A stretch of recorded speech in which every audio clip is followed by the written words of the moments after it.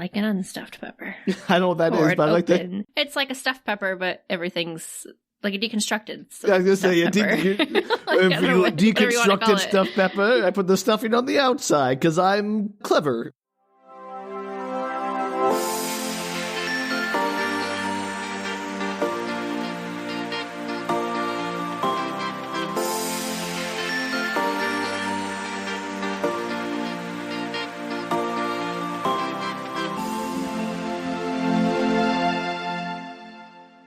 Hello and welcome to Book Retorts. I'm Sam. I'm Danielle. And this is the podcast about sharing your weird media finds with your friends who don't know what you're talking about. Me. You. I'm like a new... I don't know, Sam. I don't even know why you tried.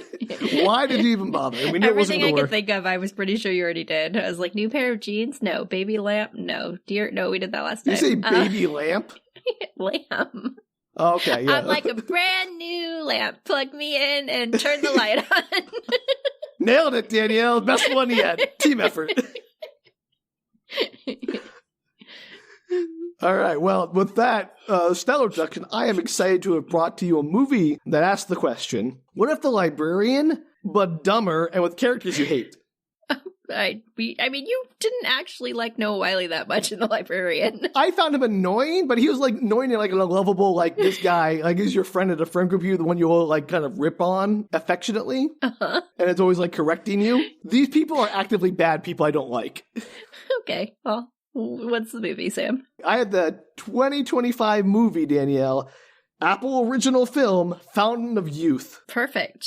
Directed by Guy Ritchie, starring Natalie Portman and John Krasinski. I was going to say, you're kind of lucky I haven't seen that because I do like both of those actors. Well, and here's going to make it even better for you. It has an appearance by Stanley Tucci. See? I kind of remember the trailer. I don't actually remember the premise or anything about it. Don't worry. After I'm done with it, you may want to watch it, but I don't know. It's 2 hours long. Is it really worth your time? I mean, I don't know. Sometimes. Let me send you a summary and maybe give you a little amuse-bouche. A treasure-hunting mastermind assembles a team for a big adventure. Great. But to outwit and outrun threats at every turn, he'll need someone even smarter. Smarter than who? The team? Him. Oh, Him. The treasure-hunting mastermind. Reading comprehension, Danielle. Let's work on that. Okay, you know what? That sentence is not that clear. It's not a good sentence. Who's smarter than the treasure hunt? Who's the treasure-hunting mastermind? Is that Stanley Tucci? Is Stanley Tucci the person that's smarter than him? You're going to be disappointed. Oh, man. This movie, well, it tries to do a lot, and it's clearly cribbing from a lot of other movies and properties like the DaVinci Code and Indiana Jones. Mm-hmm. And I got to say, as far as Indiana Jones copies go, The Librarian, way better. So, let's get right into it because it's a long one. So we open with funky music on a shot of a large Buddha statue. Then we zoom down over Bangkok to John Krasinski on a moped. He's ignoring repeated calls on his phone. Like his phone keeps ringing and he keeps hanging up on the same call over and over again. Mm-hmm. So as he's driving, a couple of black SUVs and other mopeds pull up next to him. One of the shady-looking characters in the SUV is holding the phone. He yells at John to pick up the phone, but John just starts bantering with him. So I guess they don't need the phone to talk because they can shout over the engine nose. Yeah, like why bother the phone then? Who needs the phone? But also, I don't think they can hear each other over the engine noise. Like, you ever try to yell at somebody out of a moving car? It's hard. It is hard. Okay, thanks, Danielle, for your contributions. What? I didn't think to say yet. We're establishing. What's John doing? Great question. Don't know. So the shady guy's name is Qasim, and he says Qasim. K-A-S-E. Not Possum. Yes. That's unfortunate. Not Possum, Danielle. Could be a nickname. Or maybe their name is like Matthias Possum. Matthias Possum in Bangkok. Esquire. Yeah, okay. Matthias Possum, Esquire the Third of the Bangkok Crime Syndicate. Great, perfect. Well, I didn't know anything about this person. It could have been somebody that had come over from the United States and was living there all rich and fancy. How many people in the United States are named Matthias Possum the Third Esquire? More than Bangkok. 0 is still not, it's the same, I would say. Honestly, equal, would be my guess. I regret have asked you to contribute. I'm sorry. That's my mistake. It was. It's all on you now. It is. So he says John has something that doesn't belong to him, a very expensive painting rolled up on the tube in his back that belongs to Qasim's boss. John, being the quippy guy he is, disputes the validity of that ownership, being like, oh, we don't really know who owns it. He's like, it's ambiguous who it belongs to, ambiguous, unclear, open to a multiplicity of meanings. And so it's going to be that kind of movie, and I'm already upset. You picked it. Qasim is having none of that, and the other SUV people pull guns on John. John hits the brakes, makes a quick turn, and zooms off, so a car chase ensues. John mostly escapes by taking his moped up through a building. He then gets another call on his phone, this time from Murph, all caps. And I really want to believe this is supposed to be like some kind of computer program, like multiple user range phone hacker or whatever. This is like his car talking to him or something. Yeah, well, I'm really hoping this would be like, his kit or something from Knight Rider or whatever. But no, it's just some guy, and I'm disappointed. Why do they have his phone number? The people that he stole from? I don't know. Good question. We'll never learn that answer. I'm afraid he just, I guess he left his card there and said, hey, if you have any questions about the painting I stole, call me. Why would you steal from somebody who knows you well enough to have your cell phone number? Great question, Danielle. Also, why would you be stealing from people in Bangkok without a burner Bangkok cell phone you could throw away? Questions for days. Get ready to have a lot more questions about the intelligence of these masterminds as we get through this. That's why they had to find somebody smarter than them. Not hard, Danielle. Extremely not hard. Honestly, in this movie, an 11-year-old is smarter than them. So he picks up the call from Murph, and the voice says, hey, Luke, where are you? The plane's ready to go. So now we have a name at least. It's Luke. Sure. But Possum was out the window. Matthias couldn't possibly be a character's name, but Luke is fine. Yeah, one of those is the name, Danielle, and not a character from Redwall. Matthias is a name. There are people named Matthias. Name one who isn't a character from Redwall. Name him. I don't know. Yeah, I don't personally know any Matthiases. Yeah, there are people named Matthias. I don't know any, but you can trust me. There's no way. Listeners, do you know a Matthias? If or your name are is Matthias, write in. And if your name is Luke, write in. We'll see who gets more write-ins. Luke, obviously. Yeah, thank you. You're like, oh, Matthias is just as reasonable as Luke. I didn't say it was as common. I just said it was as reasonable. That's not as reasonable as Luke. Whatever. Not even Matthias close. exists. That's a thing. Yes, Danielle, I've read Redwall. Thank you. Outside of Redwall. Redwall. That's hard to say. Actual human beings alive today are called Matthias. I'll believe it when I see it. Anyway, Luke says he's not going to make it and needs another way. Then immediately crashes and is flipped off his moped as as Qasim pulls his SUV out in front of him somehow. He staggers off on foot, chased by the SUV guys who are also now on foot for reasons. Murph, all caps, tells John to take a train out to another airfield. The foot chase continues. Watching him from a spy cam? Nope. He just knows the area really well? Apparently he's like the guy in the chair, super hacker extraordinaire. Watching him on a GPS? Nope. Then how does... Okay, whatever. John's just like, I can't make it to the airport. Tell me how. He's like, well, there's a train station in Bangkok and take it to another airfield. Does it make sense? No. I agree. So the foot chase continues. Then Luke steals another moped with a flaming, food cart on the back, which he uses to aid his escape. For some reason, he drives his moped up to the train station and abandons it to jump on the train just as it's leaving, which all seems needlessly conspicuous to me. This will become especially stupid in just a few minutes, and I'll tell you why. So on the train, Luke is sleeping. He has a dream about finding a golden mask in what looks like some ruins. Would you sleep after you were chased by people who had your cell phone number? And were trying to murder you? Yeah. I'd be hunkered down for a little nap in a train. Yeah, sure. No, I'd be like, let me make sure I'm away. Because I'm literally feet from the train station. I'm already passed out snoring in the corner. Yeah, no, I would be back in my house before I would rest. You think he'd be a little bit more alert, but I guess he's like, I gotta sleep when I can. I'm up at all hours. Sure. He wakes with a start to see a woman across from him, and we briefly saw her in the very beginning of the movie before the car chase even started, and she looked hard at him as he drove by in his moped, and it was no, I guess she's important, and she is. Is it Natalie Portman? No. Oh, sad day. But I also think it's complete nonsense that she's on the train, that he had to drive his moped up to the station and across the platform to catch the train just as it was driving over from this platform. She didn't know his plans changed abruptly. She wasn't following him. How'd she get there before him to be on the train? Is she she's on the train because he's on the train, or is she just on the train? Well, that's weird. Yeah, she's on the train for him. Yeah, that's nonsense. It isn't like, I know he's at the airport, that's where his buddy is, so we'll ambush him there. It's like, no, he had a random change of the train. Like, well, I guess we'll get there before him somehow and wait for him because we're psychic. Maybe she was just taking the train, and then it was like pure luck that she happened to stumble across him, and she just moved up all her plans. Oh, not even close. It happens a lot in this movie. Okay. I'm out of ideas. They banter a bit, and this movie is like 8% witty, quote-unquote witty banter. Anyway, she knows who he is, but he doesn't know who she is, and she's in the business of rare, unique paintings, like the one he happens to be carrying. What a coincidence. She then says to him that she's the Hand of Mercy, and her associates, and she gestures around to a bunch of thugs looking in the car, are the Hand of Judgment, and he has to choose, does he want mercy or judgment? And like, that's even more BS. How'd she get to the train, like, with enough time to set this whole ambush with all her friends before he got on the train? How many people are with her? Like, how many? Like 4 or 5? They can't probably all fit in the same car. Maybe. I'm just wondering if they were like clown card, and then they could have been a big drove up and got SUV. They on. could have fit 5 people in an SUV. That's easy. Sure. Let's assume they did that.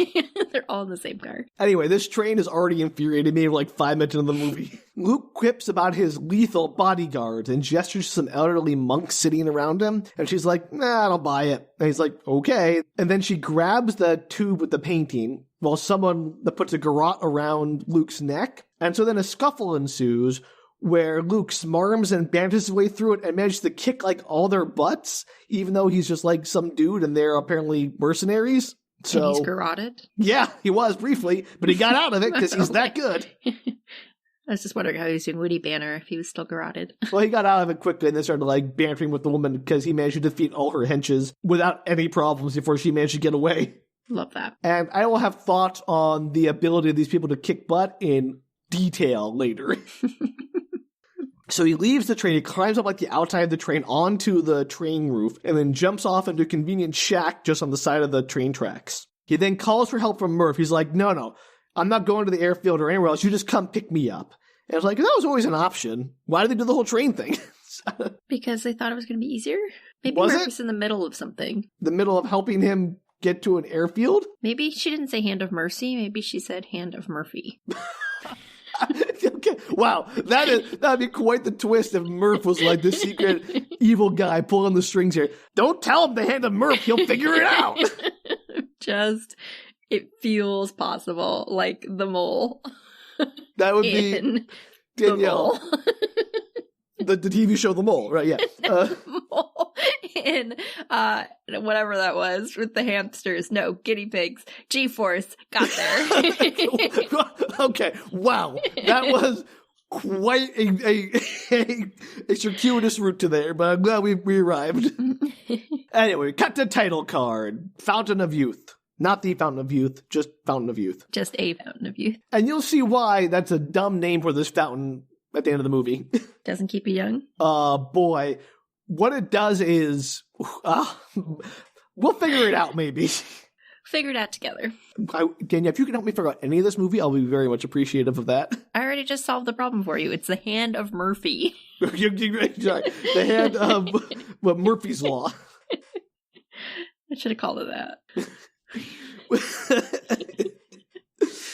So we cut to Natalie Portman. Charlotte is her name. She's in a boardroom, and there's a lawyer sitting next to her, I'm guessing ex-husband, because they're arguing over, like, dividing up the assets, and she's all, like, getting screwed, like this. And he's like, I thought we had a deal. We tried to make this amicable. And then she's like, whatever, I don't care about furniture, but I won't squabble about the custody of our son. And then he's like, well, you better get a lawyer then. I'm like, okay, wow, this is very unlikable all around. That's unfortunate.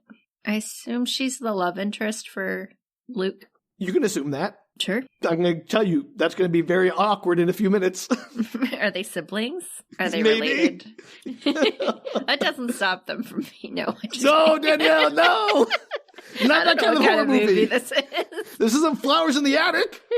Maybe they're like step siblings through different parents. No, they're not, because they both have daddy issues with the same daddy.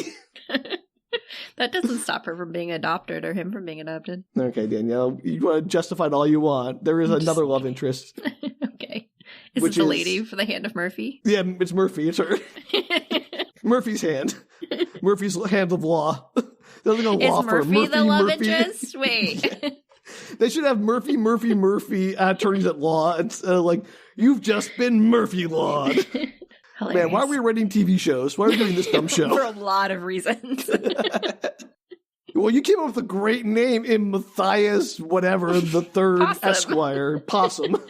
Right, okay, well, Hollywood, call us. That's like the character you meet in the, like, backwoods of Florida or something that helps you find the medallion. It sells you the seaplane so you can go to the place. That's Matthias Possum. This sounds more like either something that's either Deliverance or My Cousin Vinny. Like, one of those. Opposite ends of the spectrum, obviously. All right, so we cut to Natalie Portman in Trafalgar Square. She's in a museum. She's walking through it. She's giving instructions to someone. I guess she's the curator. When Luke shows up, she knows him. He is her older brother. They quip. They banter. Of course. Hear me out. Maybe she's not the curator. Maybe she's just a random person giving directions. What? And the staff member's like, okay, Hattie, have a good day. Sure. Let's just say she has delusions of curation. Be funny. Okay. I figured out, Danielle, why we aren't writing movies or TV shows. You just solved it for me. Thank you. I'm saying I would go with that plot. It would just be funny. So they haven't seen each other in a year. Charlotte is annoyed with Luke, as we all would be. And she's all, are you in trouble again? And he's like, do you think this is what you should be doing? And like, what does she do? It still hasn't been explained yet. Is curating for this museum not an appropriate career? We will get into that. Oh boy. Anyway, Luke laments that they had such great adventures. And she's like, that was 10 years ago. But then Dad died and I was raising a baby. And then I grew up and you didn't. So no more adventures for her. And he's still like clinging to his adventurous past, I guess. That this is not a romantic couple seems odd to me. Okay. Sure. I don't tell you.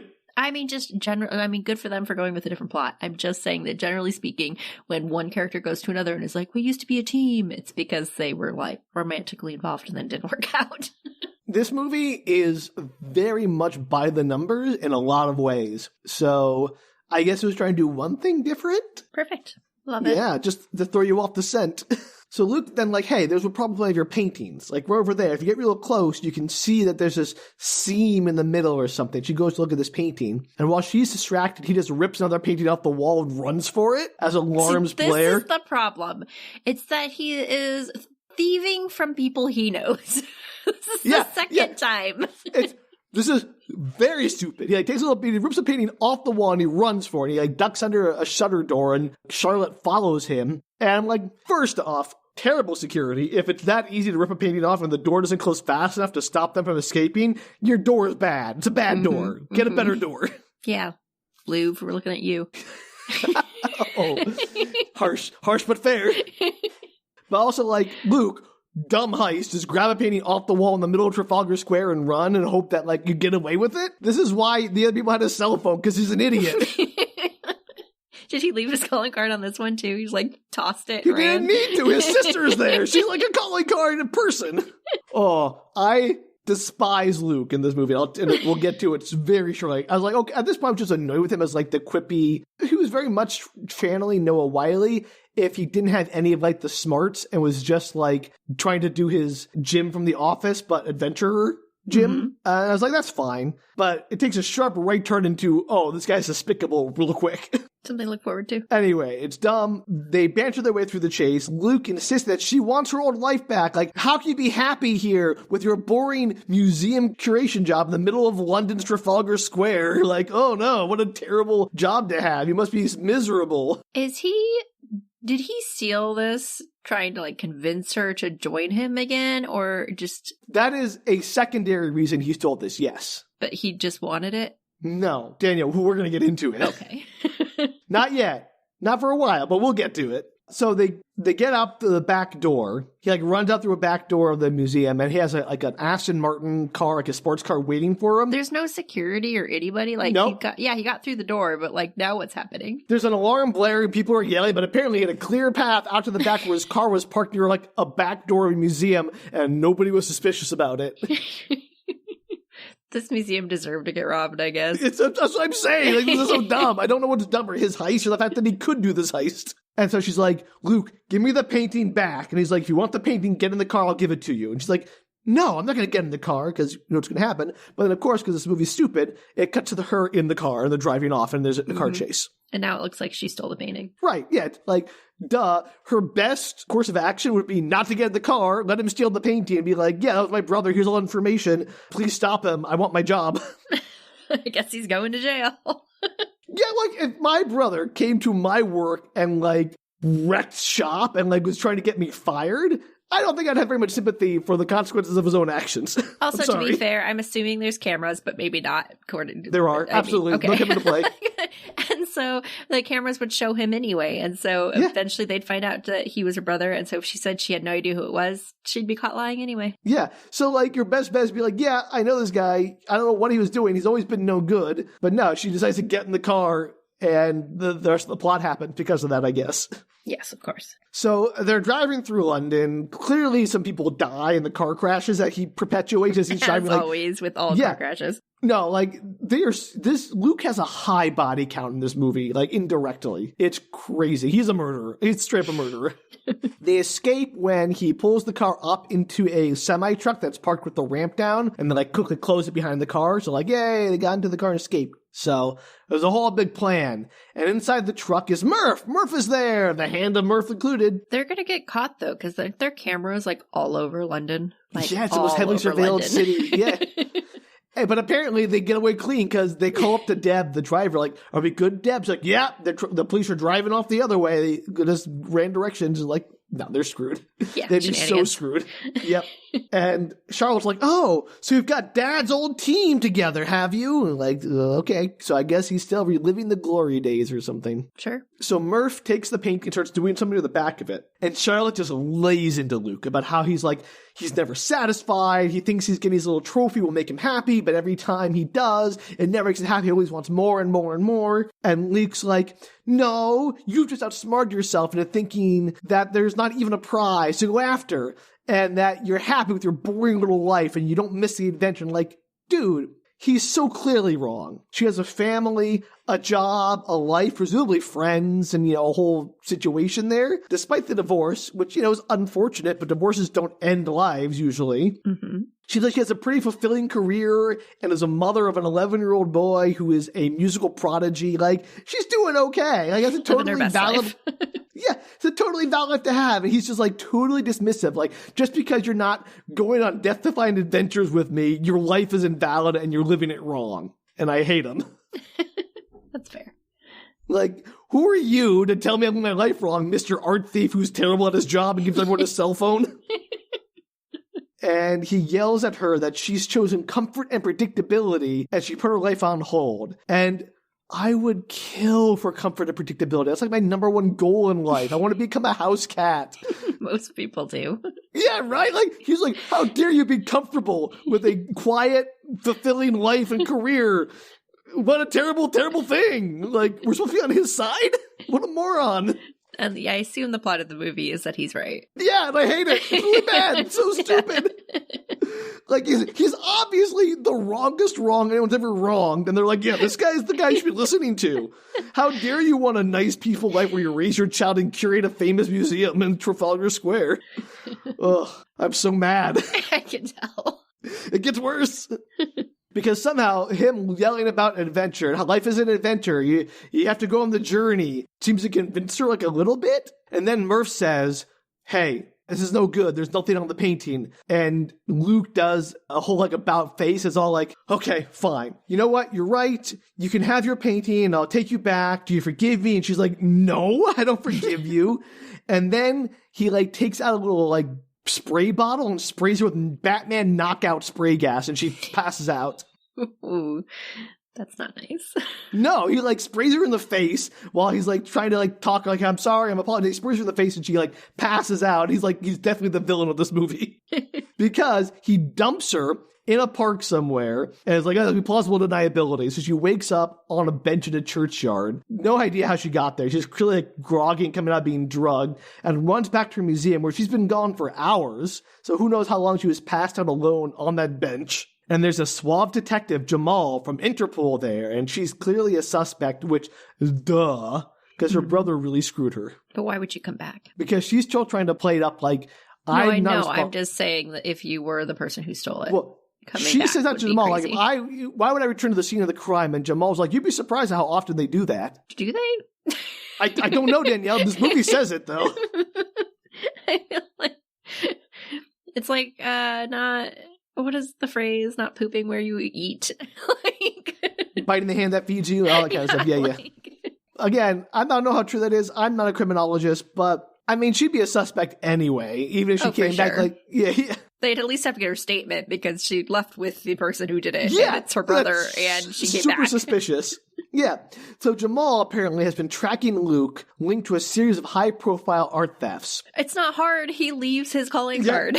Yeah, his phone number. Just call him and say, hey, Luke, this is Interpol. Will you please meet me at blah, blah, blah? He's on so many cameras. He should be the easiest person to find in the world, because guess what, Dan? He's still in London somewhere, and they couldn't follow him, apparently.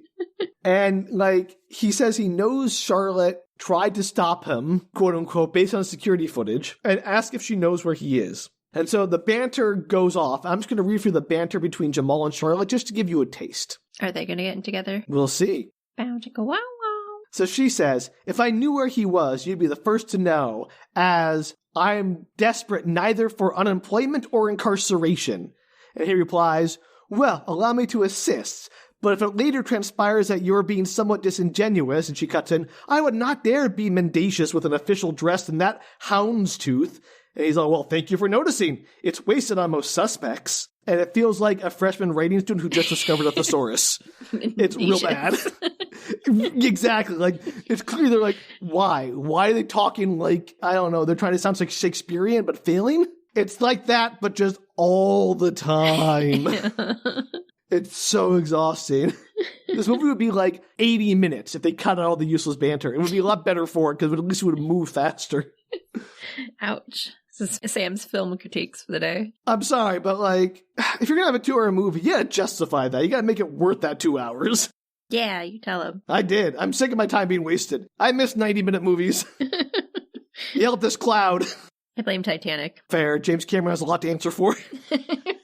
So Charlotte asks what else Luke stole, and he's like, well, you don't need to know that. And as they're bantering, they just now managed to reopen the door, the security door, into the room where the painting was stolen from after like hours. Why can't you just like push it or like put your heart over it? And like there's got to be a way. Apparently there isn't, Danielle, because the security system sucks. Oh, we did establish earlier that it came down much too slow, so maybe it's broken. Maybe it's broken. But shocker of shockers, the painting is back. It's like it was never stolen. Didn't see that coming. I mean, how? Why? But most importantly, how? He probably just walked back in through everybody and put it back up on the wall. But the magic broken door was down. How did he get past the magic broken door? He probably came in the back, Sam. It doesn't matter because there's no security in this entire place. This movie thinks we're stupid, and it's trying to be like, you're too stupid to think about how he's going to put the painting back. What is he, Santa Claus? Did he come down through the chimney? What's going on? Maybe it's on the cameras. Probably not, because Murph probably tapped in and like took him out. Hey, Murph, always there, invisible, powerful. So Charlotte asks, like, well, I guess that's case closed, right? There's the painting, so nothing was stolen. I guess we're done here, except no, that's not how it works. So we cut to Charlotte. She's at her ex's house, and apparently he's keeping their son away from her since she's an accessory in an art heist. Which, like, is she? Is she accessory to art heist? I don't know if that's been established yet. I don't think that's been established. I think you'd have a court case against your husband, ex-husband, whatever. Yeah, but he's got a powerful lawyer, and she's got no one, I guess, because she didn't bother to get a lawyer. What? She's probably a well-paid art curator. Well, like, the movie's excuse is that they had planned to get like a neutral mediator, and he ambushed her with a lawyer in that one place, but then like, okay, go out that afternoon and get a lawyer then. Yeah, like, it's not that hard. They're everywhere. I see billboards all the time. Yeah, there's lawyers for days. Anyway, so she's like, oh, I guess I'll see you later, son, and leaves. She then shows up at Luke's hideout, which she knows where it is, I guess. Of course she does. Obviously, it's his sister. And she's reasonably pissed. We see the whole team there. There's everyone we saw before, Deb, Murph, Luke, with one new addition being the person providing all the money, name of Owen Carver. So Charlotte is pissed because she was fired over this whole incident, which I get it. It sucks, but also I get it, but also, way to go, Luke. You screwed her again. Well, he wanted her to be fired anyway, I assume, or he wouldn't have done all this. Yeah, absolutely did. That's why he's a terrible person. Yeah, it's fair. And Deb's like, Luke, you should tell her. And it's like, not now. But then Carver blurts out, they're looking for the Fountain of Youth. And Charlotte goes, not this again. So apparently this is an old thing that Luke does? I don't know. Are they looking for the Fountain of Youth that we all know and love, or a different Fountain of Youth? There's only one Fountain of Youth in this movie, Danielle, and it's stupid. Okay. I'm just wondering if it's the one that we know as a general populace. No, because the one that we know of is in South America, right? Yeah. Isn't that the legend? Like it was in South America? South or Central America? Something like that. I don't recall. In this movie, the Fountain of Youth, there's only one Fountain of Youth. And it's kind of like the one we know, like it's supposed to have magical healing powers, but everything else about it is not the same at all. I feel like all of my Fountain of Youth knowledge doesn't come from an actual Fountain of Youth story, but from Tuck like Everlasting. No, from Tuck Everlasting. And that's not the same Fountain of Youth. No, not the same Fountain of Youth. That's why I said DuckTales. So they go after the actual Fountain of Youth. Tuck Everlasting, which is like a magic spring in the middle of the woods. And DuckTales. Tuck Everlasting, woo! Doesn't quite work. That was no, what? That was a wild movie. A book, I mean. Both? I forget. Tuck Everlasting? Both the movie and a book, yes. Yeah, I didn't see the movie, but what a thing. Okay, well, I don't need to. I read it. I'm good. I'm done. I don't need more of it. So apparently, Carver, this billionaire, is dying from liver cancer and is hoping for a cure, hence hiring and seeking out Luke to find the Fountain of Youth, because their father was this famous archaeologist explorer person, Indiana Jones figure, and they went on his adventures with him. Sure. And is this rich person's there right now? Yeah, he's there. He's always there. Is it Stanley Tucci? No. Is it Morgan Freeman? I feel like he's behind a lot of things. No. Okay. Danielle, I'm going to say right now, Tucci makes about 3 minutes of screen time in this whole movie. Well, it could have been this character. How am I supposed to know? I'm just letting you know. It's at the very end of the movie, so you're going to be disappointed. Does he play Stanley Tucci? Well, no, not by Stanley Tucci, but how little this movie has Stanley Tucci in it. No, does he play Stanley Tucci? Does Stanley Tucci play Stanley Tucci? Yeah, he's Tucci's all over the place. I assume that's what he does all day, every day. Great, now we settled that. So Charlotte derides the whole idea of a magic fountain of water that cures you and gives you everlasting life. But Luke and Carver pull up the in every myth is a kernel of truth. I'm like, yeah, sure. But like, just because Santa Claus, based on a person named St. Nick, doesn't mean reindeer fly. Like, you gotta know your limits, dude. So through all of this, Luke is all, not you're fired, you're free to help us. And like, he's supposed to be charming her, and she's so angry at him, and it's not working, because duh. I'd just go get another curator job just to piss him off. Right?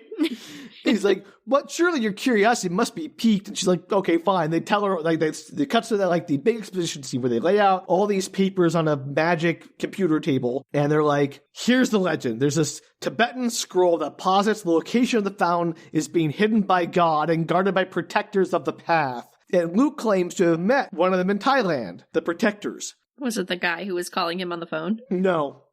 Should have been. That's how he got his phone number. He's a protector of the Fountain of Youth.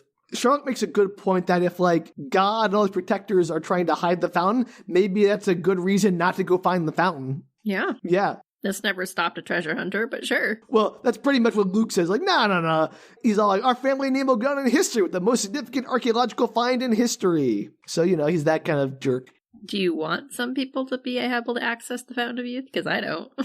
I don't. I absolutely do not. And this movie makes it very clear that's a very bad idea. It then goes all DaVinci Code, as they say, in the 1600s, 6 artists agreed to share the location by each hiding a clue in their paintings, which is very stupid. It's a very stupid way of hiding clues. Why? Why would anybody do that? I don't know. Like, if they knew where the fountain was, these 6 artists, if they're protectors, they wouldn't want to share because they would want to protect the fountain's secret. If they weren't protectors, why aren't they still alive from having drank from the fountain? Why are they trying to share the secret? Like, why? None of this makes any sense. Do we ever find out what happened to the protectors? No. We do learn a little bit about the protectors. We never find out what happens about the artists or why they decide to do any of this. They just decide, hey, let's make a fun treasure hunt for future people.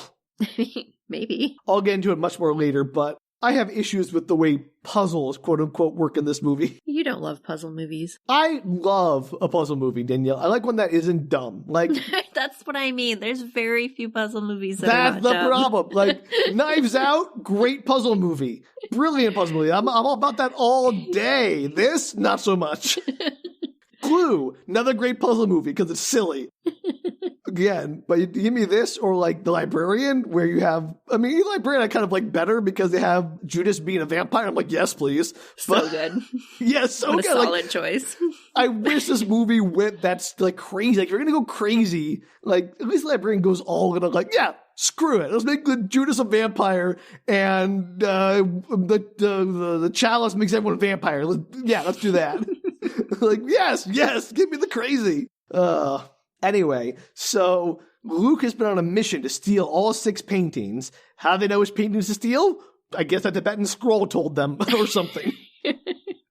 And each canvas is marked on the back with invisible ink and a signature that reads 6 and 1 in Latin. So, yeah, it's gotten dumber. You know what would have been smarter? Yeah, if the anything. Well, okay, if you're going to do art, though, if the art piece itself was like a clue, and not like invisible ink on the back, but like you had to puzzle the art piece when you, like, you mean like gave you the clues. DaVinci Code, where they had to like figure out, he painted over the thing, and right, or something like that? Not even that, just like whatever that scene was on the piece of art was like, you had to like, it was a riddle.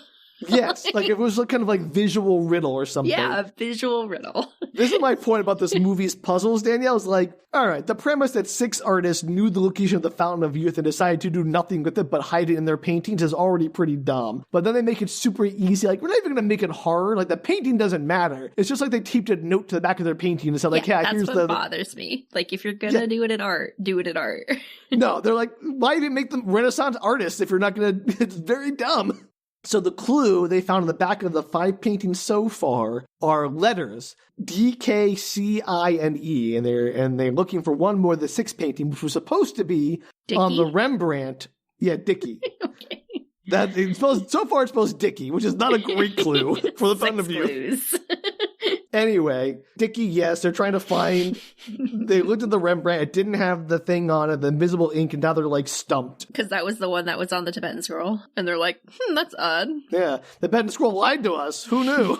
Maybe it's a fake painting. So Charlotte actually is like, I know why you need me, because I'm going to solve your little riddle. Because the Rembrandt you stole is a forgery. And Murph is all like, no, it's a Rembrandt. I analyzed the brushstrokes with my computer, because apparently he's a magic computer wizard. So you're telling me that the only reason they're bringing Charlotte on board is because they needed an art person? Kind of. Like, it's never really stated, but it's like Luke wanted to bring her back in because, he wanted to prove something about like, oh, my life is better than your life, or your life sucks and you should come back to my way of doing things. But also like they need her help because they've hit a wall. It's just convenient timing that he also needs her. They thought the Rembrandt had the answer, so they didn't know they would need her after that to like solve this problem. So if they didn't need her, do you think he would have gone to her place of work and gotten her fired? Yeah, he would have done that anyway because he didn't know they needed her because he thought, oh, I have the Rembrandt in her museum and that's all I need. And they didn't realize it was the wrong one until after they already stole it and she got in the car and he got her fired. Okay. Again, bad person. Not a good person.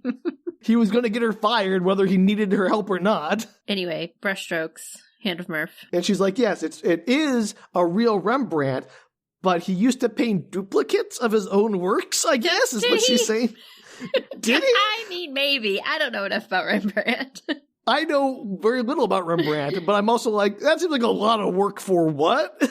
Like, you could have painted another painting and had more money. Like, what's the point? Yeah, all of my Rembrandt knowledge comes from this calendar that I had as a child. I really liked the pictures in it. It did give me some historical context. And I probably Wikipedia'd him in the interim, but... Rembrandt. Again, would it be a forgery if he did to himself? That just seems... No, right? Anyway, point is, it's the There's wrong... 2 of them. Dun, dun, At least. dun. Yeah, exactly. But she's not going to tell them where it is because she's mad at them for getting her fired and, more importantly, making it so she might lose custody of her son because of all of this, which is, again, totally valid. Here's a funny thing the artist could have done. They could have Danielle. only done Rembrandt paintings and just like there's 8 of each one and one of them has the code on the back. Like they painted like 8 Rembrandts and one of them is the real one. Yeah. That has the clue. It would just be funny. Again, I will get into the whole idea that, these people wanted to hide clues that were impossible to find, except that they're super easy to find for these people. So I always hate that. My goal is just to think of 16,000 other ways that they could have used art as a clue. Every one of them would have been more interesting than, wish I could post a note to the back in Invisible Ink. And would it even survive 400 years? Like on the back, like Invisible Ink is not like the most shelf-stable material, I'm sure, especially from the 1600s where they didn't have like chemistry technology. Yeah. Like, what are you doing?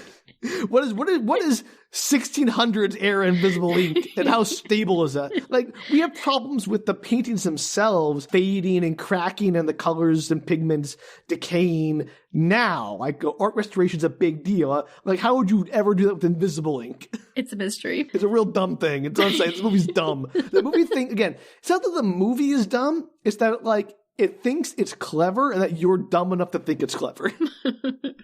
Anyway, so she storms off, and as she's going, Carver's all like, I'm rich, I have a bunch of high-powered lawyers. If you help me, I'll help you get your son back. And she's just like storming off, but then she gives him the name of a person they should investigate, some Vanderbilt, before she leaves. So I guess that worked. She does need a lawyer, and apparently she doesn't know how to get one herself. Apparently not.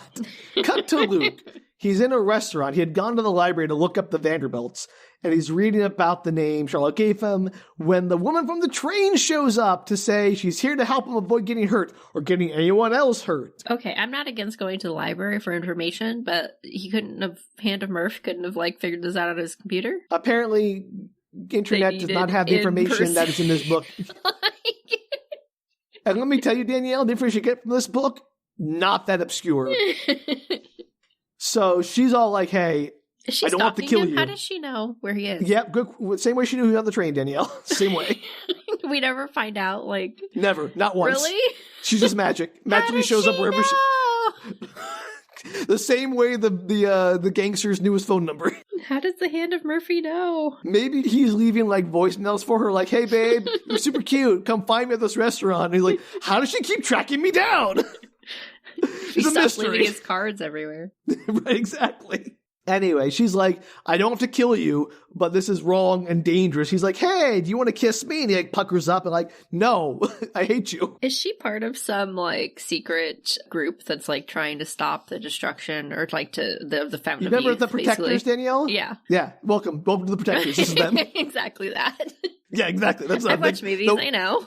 The one that he mentioned he tangled with a protector in Thailand, this is her. How did he know she was a protector? Because she was protecting things. She offered him the Hand of Murphy. Yeah. Oh, I knew that Murphy was involved. And or Justice. Justin, Danielle. Justin or Murphy. Choices. Neither one is great. She is completely not interested, which is valid, and makes me even angrier that they're probably going to end up together at the end of this movie anyway. Is she a vampire opera singer? Is she an opera singer? What? What? Where did opera singer come from? From The Librarian. Was she an opera singer in that? Yeah, remember she sings really loud and she she's a lounge singer. Whatever, she was a singer. She sings opera. Okay, I guess anyone who sings opera is... I'm an opera singer then. If you're singing opera. I'm not a good one, but I can do it. No one's going to like it. Nobody has to. Besides, with opera, it's 50-50 if somebody's going to like it anyways, so... Might as well. Just do whatever you want. You should see my Carmen. It's to die for. Anyway, no, she's none of those things. She's employed as protector, I guess. That's what it says on her resume. And so she asks him eventually, do you even know why it's hidden or what it really is? And he just says, it's valuable. It's all I need to know. And she tells him to leave it alone or they'll stop him and his crew. And as she leaves, he says to himself, God, she smells good. And like, ew. Ew. That's the worst kind of treasure hunter, too. Well, as we'll learn, it's not really about, for him, the money. It's more about the prestige. Mm-hmm. He's all like, he's a glory hound, yeah, basically, that's worse. in this. Yeah, exactly. Actually, somehow. Right, and he couches it like, oh, it's an adventure, it's all about the journey, but like, the whole argument they have, he and his sister have this throughout the entire movie. They're constantly these big scenes where they're sitting down and having this argument where, like, she's like, you don't understand why Dad did what he did, blah, blah, blah. And he's like, no, you don't understand why Dad did what he did. Like, I have the right philosophy, I have the right philosophy, and we'll get into it. But, what did Dad do what he did? Well, like, why he was a treasure hunter, why did he do this job as an archaeologist, what was he after, what were his goals and motivations? Was he looking for the Fountain of Youth at some point, their dad? Yeah, really, for something else. That would have been an easy plot to make him a more likable character. Yeah. Like he was continuing on his this thing that his dad never found. We'll get into that. It's very stupid. So after he creeps on this woman, we cut to Charlotte's son playing a recital at the Royal College of Music, because he's a prodigy, apparently. 11 years old. Only, like, although there's a full, like 12 kids on the stage, like an orchestra and him playing the piano, the place is empty. There's, like, no one in the seats. It's really sad. It's weird, right? It's basically just Charlotte, her husband, somewhere else, and like 2 other people for this recital of all these kids. Is it an actual recital, or is it just like a pre-recital, or are they just practicing? It could be a rehearsal. It is never explained. I have to assume it's a recital because that's sadder. Like none of the other parents came, just said. I like to imagine this is like one of those British boarding schools where people ship their kids off and like forget about them. It's very sad, but Luke shows up and plops down right behind Charlotte in the middle of this recital and starts chatting with her. Oh my gosh. What? Luke was just... Yeah. He's the worst. Isn't he terrible? You're like, hey, your nephew's up there. Shut up. He is exasperated. Like, it's not that he is a bad person, maybe, although he does gas his sister unconscious, so... Gets her fired from a job she probably likes. Yeah, and, like, threatens her from being able to see her son ever again because of his shenanigans, because he wants her to help him with some treasure hunting quest, he calls it. Yeah. Eventually, she's like, hey... You got to stop conning this rich guy, like this dying rich guy. You're giving him this promise you can find the Fountain of Youth, and you know it's not real, and this isn't going to work. It's like, no, that's called hope. It's totally fine to do this. And she's like, well, yeah, but it's also illegal. And Interpol's after. He's like, what? They're after me for art theft? Pfft, that doesn't matter. I'm like, yeah, art theft. That's what they're after you for. That's a real crime. You will go to jail for that. Yeah, like, I don't know why you're dismissing the art theft. It's very weird. Anyway, Charlotte admits that, like, her husband said she was never happy, and he's like, aha, I knew it. So it's like, all the more reason you should come with us and be happy on adventures and leave your family and your son behind. I feel like the ex-husband here is probably just trying to get her out of the picture so he can have his kid. Yeah, I think he's like, oh, she's going to put my son in danger, and I don't think she's a bad influence because her wayward brother's going to come back and it's going to be a real kerfuffle. Like, he seems a lot less villain. I mean, yes, he did cheat on her all the time, but, like, he does seem to have the kid's interest in heart, so, you know. I guess there's that. You can be a good dad and a terrible husband. Yeah, that's what I'm saying. Exactly, yes. I'm not saying he's a good husband, but he seems to care about the kid more than she does. Well, she's at his recitals, so there's that at least. Well, he finishes up the piece, and Luke jumps up to, like, cheering and clapping very loudly as, like, the only person who does that. And that's when her son sees him and, like, runs up and is like, ah, Uncle Luke! And he's, like, enamored with his adventurous uncle. Yeah, you would be. He's probably a great uncle. Yeah, exactly. He is the cool uncle. No doubt about that. But then he's like, oh, you're going on more adventures? Like, yeah, I'm trying to get your mom to come with us. And he's like, oh, Mom doesn't go on adventures.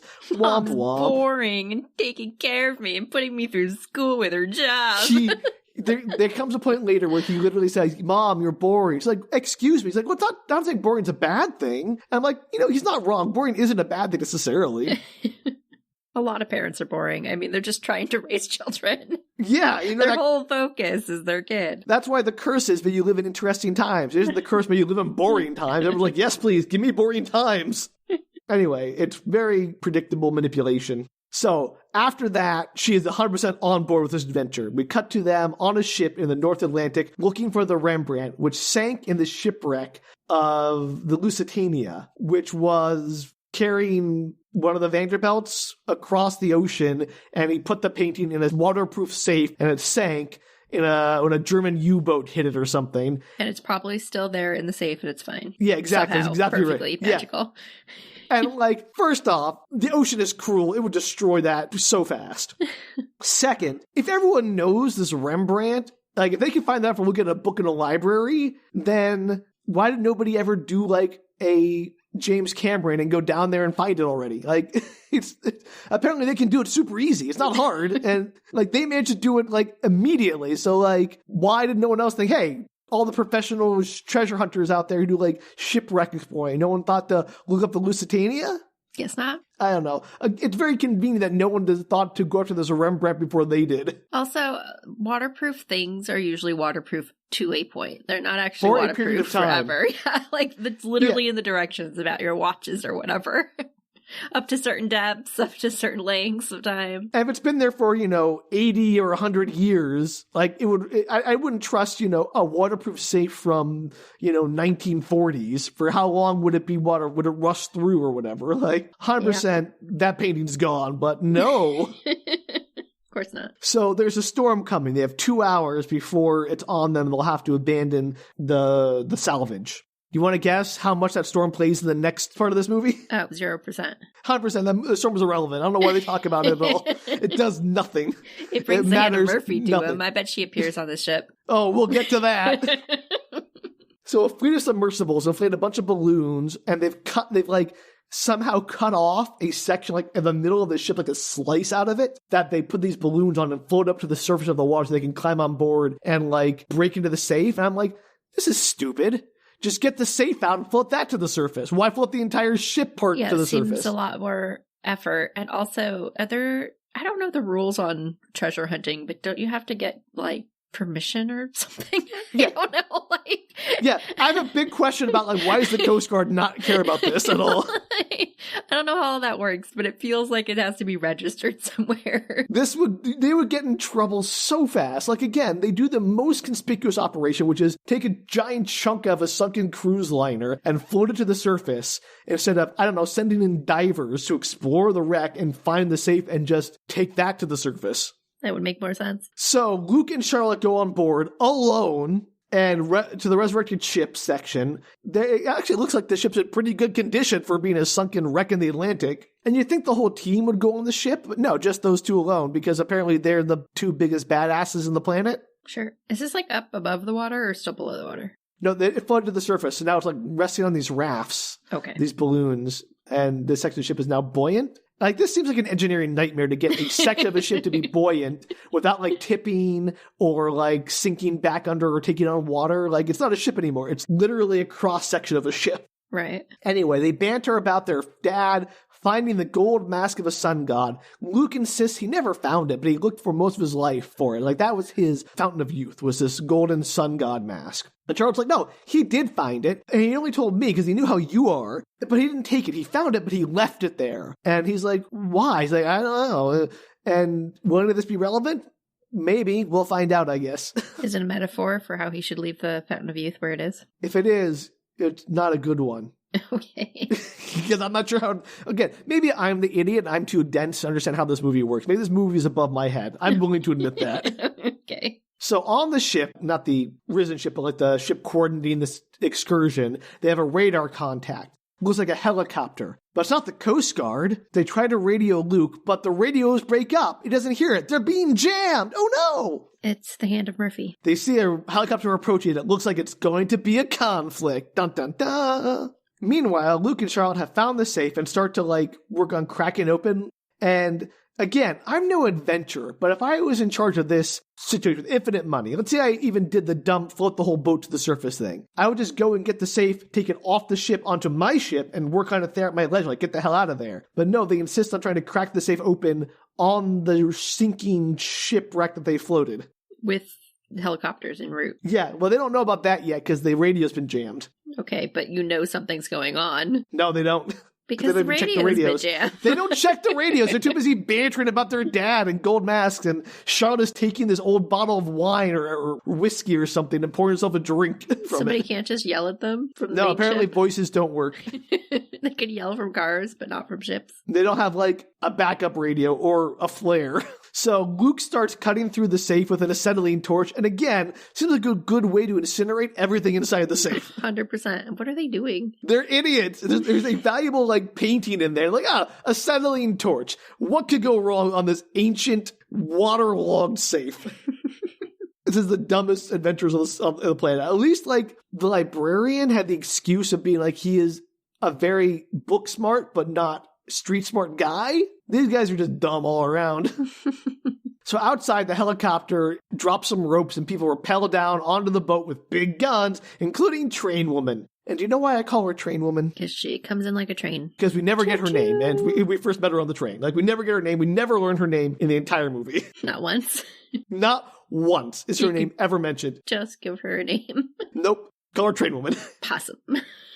She's Possum, sure. She can be Possum McGillicuddy the Third or whatever. Matthias Possum. Matthias McGillicuddy Possum the Third, whatever. It's her married name. Yeah, married. It's hyphen McGillicuddy. I'm assuming that either there's like magic involved that we have not yet discovered because everything's protected and they know when somebody's like in the getting the knowledge, or she is like full on stalking him somehow with her own Murphy or with Murphy. We'll get to whether or not there's magic involved, but I'm gonna tell you, none of this is magic and it's all stupid. She's like GPS stalking him from space. She's or something. like subdermally implanted a GPS tracker in his neck or something. You just cannot get to somebody so quickly all of the time. But even with that, you could never have gotten to the train. He should have got to the train before he got on the train and know which train he was going to. Yeah. Anyway, Luke gets the safe open. There's a box inside, and inside that box is a brown paper wrapped package that looks like the painting. They did it, Danielle! Yay! Yay! Did they check and make sure the painting's really inside? No. Plot twist, it's not a painting. No, plot twist. It's a children's book. It's Hop on Spot. Hop on Pop. Whatever. Everybody boops. That'd be a great treasure because it gives you the gift of confidence and acceptance of yourself. Man, that's a better movie, Danielle. The end. The end. Everybody poops. Well, I guess the real treasure was everybody poops and knowing that. And you're going to die of cancer, but it's okay. That we're all everybody the same dies too. Deep inside. Yeah. Just then, one of the airbags starts to fail and the boat starts to list. Uh-oh, they need to get off now. Their time's up, I guess. Problem would be solved if they had just taken the safe and left. Why are we better adventurers than these knuckleheads? I don't know. Because we're not good adventurers, Danielle. Like, we could be. We haven't tried. I think we could maybe do the Amazing Race midwell. You know how to scuba dive now, so we could do anything we want to do. I really do not. That is 100% not true. We would die if I was to do that. Between the two of us, we have a whole swimming person. I can swim, you can scuba dive. It's great. I can mostly swim. I'm not as good a swimmer as you are, that's for sure. I can swim really well. You can apparently scuba dive. I cannot. What are you saying? You're just making stuff up. You're better than I am. I mean, again, that's not hard. I'm not good. That's not the point. The point is, these people are dumb. I'm like, we'd be better even if we weren't doing anything. We're just sitting there planning. Like, guys, just get the safe and leave. I keep yelling at the screen. They didn't listen to me. We have lots of marketable adventuring skills, Sam. Name one other skill we had that's marketable adventuring skill. I can fly a plane. You know what? You got me there, but that's not helping me. Hey, it could be if we need to escape or get to a place. Yeah, but I don't have any other skills is the problem, Danielle. I don't. Yeah, exactly. Thank you. You know how things work. Okay, great. Let me tell you how that elevator build works. The structures. I need somebody who knows how to do things. That's the skill that I need. Oh, you're confusing theory with practice, Danielle. Yeah, but it's more theory than I have. Okay, well, when the Sam and Danielle adventuring team get underway, we'll be sure to move that off the marketing materials. So, as they start to run out, they hear the helicopter and realize that they have friends. They notice the train lady, and they're all surrounded. And so, she's like, give me the painting. And he's like, okay. And despite having, 4 or 5 people with machine guns pointed at them, he manages to kick all their butts. With Charlotte's help, they all go full kung fu on them, or James Bond, and manage to throw them around and, beat them. And, no? When are they fighting experts? When do they become masters of martial arts? They're what's his face from Hyperion when he goes up against the strike. Well, no, he lost that. It was only thanks to Ania. Oh, what's her face? No, when he goes up against the one he kills. Oh, what? Yeah, I forget her name too. Doesn't matter. Again, that was luck. He managed to make the strike helped out, and then he managed to make her fall into a pit. He did nothing. Philip, message us. What's her name? Yeah, what's her name, Philip? Please. We gotta flash the Philip signal into the sky. I have questions about how she knows that they're going. That was it. Nimanu. That's why I can't remember because it was a made-up name. Nemes. Nemesis? I don't remember. It doesn't matter. There were multiple of her. Does she follow the Latin or the Greek plural rules? Germanic. Nemesis or Neme? Okay. What was your other question, Danielle, before we got to this? How does train lady / Matthias McGillicuddy Possum Esquire the Third? How does she know that they are after the painting? Like, that also doesn't make sense. My only assumption is she knows they're after the Fountain of Youth because she's a protector of it, and she's like, "Oh, they're stealing out the painting." They know they know about the paintings too, and have done nothing about it thus far, I guess. So it's just like on their radar that there's a painting down below the ocean, and they're like, "It's fine, it'll be safest there," which it would be if these people didn't exist. My assumption is they know about the paintings as a way to find the path, and instead of being like, "Hey, as protectors, maybe we should find and destroy those clues, or even just one of those clues, which would solve our problem and protect the found." But instead, they're like, "Nah, I'll just leave them there. I'm sure it won't be a problem." Like, they should just have killed one of the Rembrandts. They would have been fine. There was many others to cover. Right. I guess they were kind of like, "Oh, we'll do it next week. I'm sure it'll be fine." 100 years later.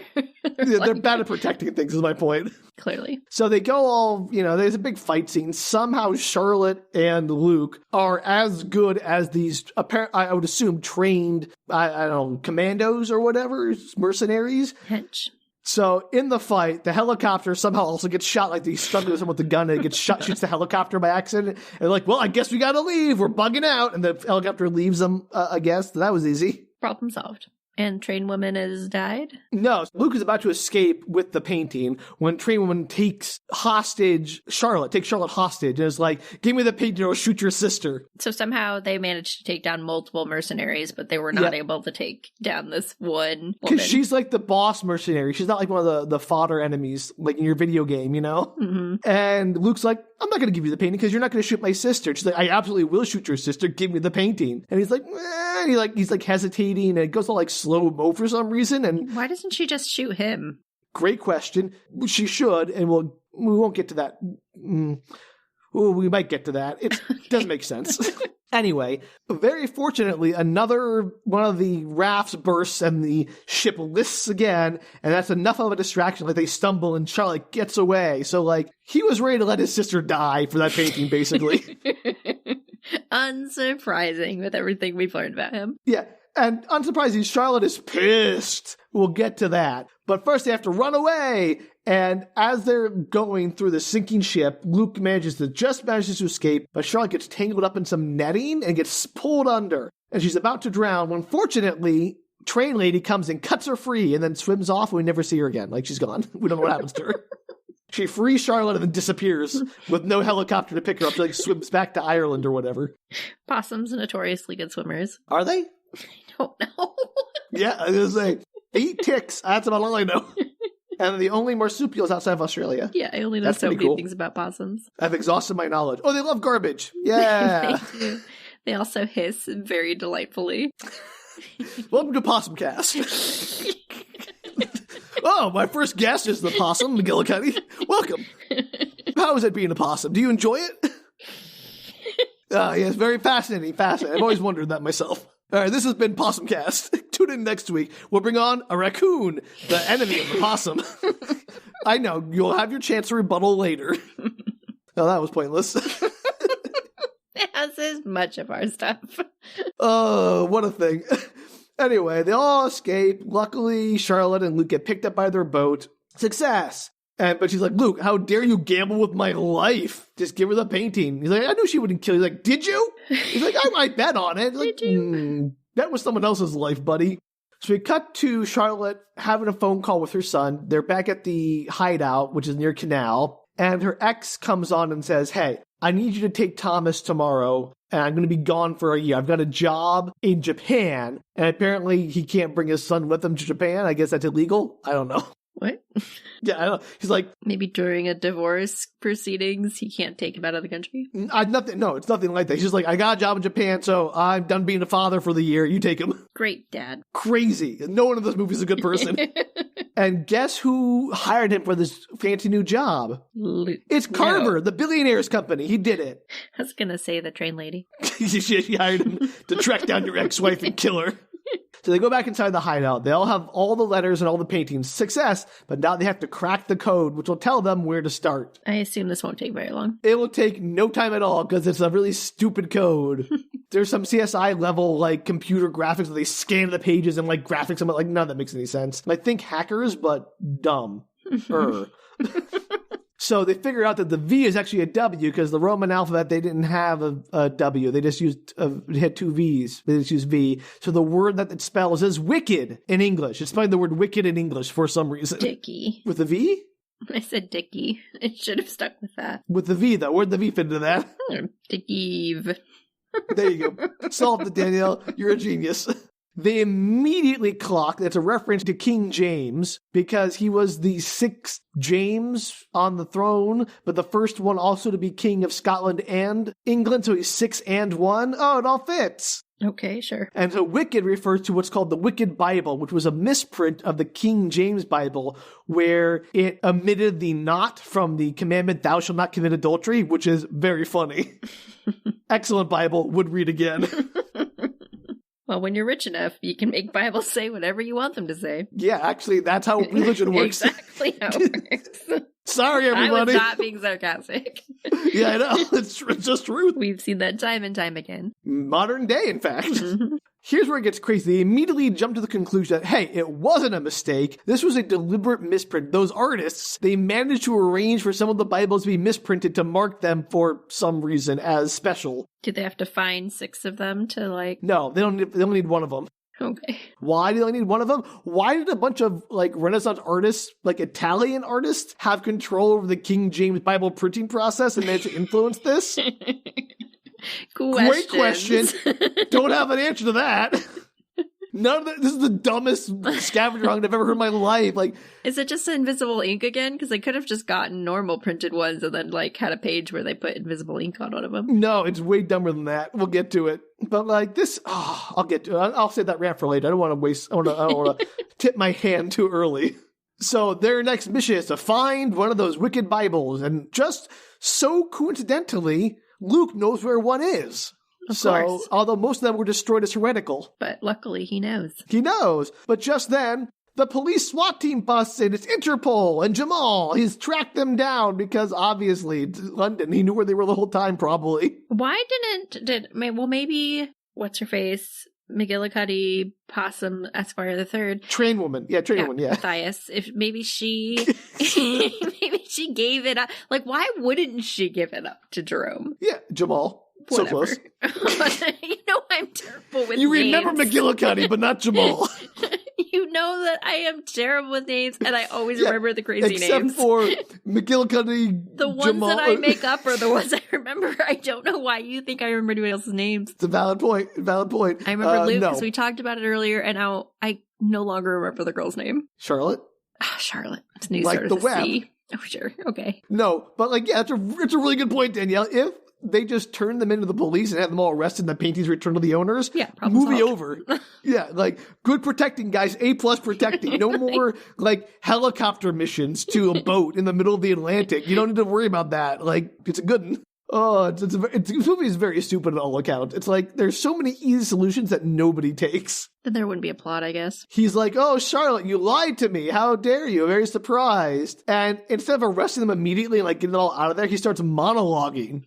Jamal. I know. That was right? Yeah, you got it. Well done. That gives enough time. His monologue goes on long enough that suddenly Qasim and a bunch of his thugs burst in and get the jump on them all, like take the police and everyone in there hostage at gunpoint. So they've come over from Bangkok? Yeah. To get the painting. They don't even need that other painting anymore, do they? They could just give it back? No. They could just give it back. They don't care. They just shipped it that way. Like, we got it, thanks. Yeah, but Qasim is all like, you made me look stupid in front of my boss. I'm going to get that painting back. You're in deep trouble. And I've been following this Interpol guy. He led me right to you, which is like, did you really need to do that? There's probably a better way to do this. Does he even need to steal the paintings anyways? He could just, like, I don't know, scan the back or whatever and then give it back. And then put them back. Yeah, 100% could have done that. Because remember, the painting doesn't matter. You just want a scan of the invisible ink on the back. But no, very stupid. Like, that's what they do with the first, like, the Rembrandt they put back, the forgery, the copy. Mm-hmm. They, like, scan the back of it. They don't find the thing and they put it back, right? They could have done that with all of them and put them back. Yeah, or sent them back or whatever they wanted to do if they couldn't get back into the building. Very dumb. Well, they could have just, like, snuck into the building, and instead of stealing the paint, trying to sneak it out, they could just scan the back while they're in the building and put it back on the wall and, like, snuck back out. Yep. All good options. Less obvious. Why is that? This movie is not concerned with any sort of reason. Like, it tries to be like a fun heist adventure, but like, at least in a heist, they try to like make up some like cool thing. Like, why do we have to do it this way? Oh, because of the laser beams or whatever. Like, right. They're nonsense, but at least they like give it like lip service to having, oh, we have to use like the Mini Coopers because they'll drive through the hallway. Like, no, that would never work. But anyway. This is not the Italian Job, which is a stellar movie. Yeah. It's a very fun movie, and its heist is very dumb, but it's dumb in like a really, okay, sure, why not kind of way. I love the Italian Job. I know you do, Danielle. It's great. It's a fun one. It's a fun movie. It is. And that's why it succeeds. Anyway, Qasim has them all at gunpoint. Luke is negotiating with Qasim, like, hey, guess what? I can make you very rich. Instead of giving you one painting back, I can give you 6 paintings back. And won't your boss be really happy about that? And Qasim's like, yeah, I could just shoot you and take all the paintings in the room. He's like, that's true, but there's one, a Caravaggio, that is missing, that's hidden. And so if you let my 4 friends go, the other members of his crew, I'll give you that painting. And then we can all take them all back to your boss, and he'll be so happy. And Qasim's like, yeah, sure, deal. And he lets the other members of his crew go, which is stupid. Yes. And then Luke's like, okay. And he gets up slowly and walks over to this, like, drop cloth that is covering the painting. So very obvious where it was like, if like it's not even hiding. No, it's literally just, like, draped over a pair of sawhorses or something. So, like, Qasim could have looked around for, like, 5 minutes and found it. This was all dumb. He didn't know that. He bluffed. So, but as he's like walking to this painting, he passes by their stereo system and he cranks the stereo up, which starts blasting music, and then he throws the painting up in the air and ducks under a table, which is enough of a distraction that the police start turning the tables and like shooting and mowing down the thugs, and there's like gunfire going on, people are getting killed, and meanwhile, Luke is like crawling his way trying to escape the building. But he's definitely responsible for more death in this. He's got more blood on his hands, for sure. And not all of them are probably, like, gangsters from Thailand. No, Interpol people are being murdered, too. 100%. Yeah. And so he managed to escape on a boat because his crew got into a boat in the canal and they all boat off into the sunset. Hooray. They win. So Qasim and his men are all murdered, but oh no, Jamal sees the info about the wicked Bible on the computer, and I guess he knows what that means, because not only is he part of Interpol, he's also an ancient history buff. At this point, I'm thinking, wouldn't it be interesting if Jamal wasn't part of Interpol, was also like, you know, evil in some way, trying to get the fountain or whatever? Secretly onto them. Because, like, he's very smarmy in this movie. I'm like, he's got to be evil. And, like, maybe he's just trying to follow them and like, get them to tell him where the fountain is for his own nefarious purpose. I mean, he's like, remember the snake crew in the Librarian movie? Yes. Or maybe he just wants it because he wants it and he's not evil and he's less obsessed with the fame and fortune. He just wants to live forever or something, whatever. Yeah. We'll see if that pans out. Maybe he's trying to save his dying wife or something. Oh, like Mr. Freeze. Yes, exactly like in Mr. the Freeze. Schumacher Batman movie, the best one. Take that, nerds. The best one. Tell me I'm wrong. The bat nipples were great. They're all Uma good. Thurman? Come on. Arnold Schwarzenegger? Like, you gotta admit, so good. Yeah. 90s were a good time.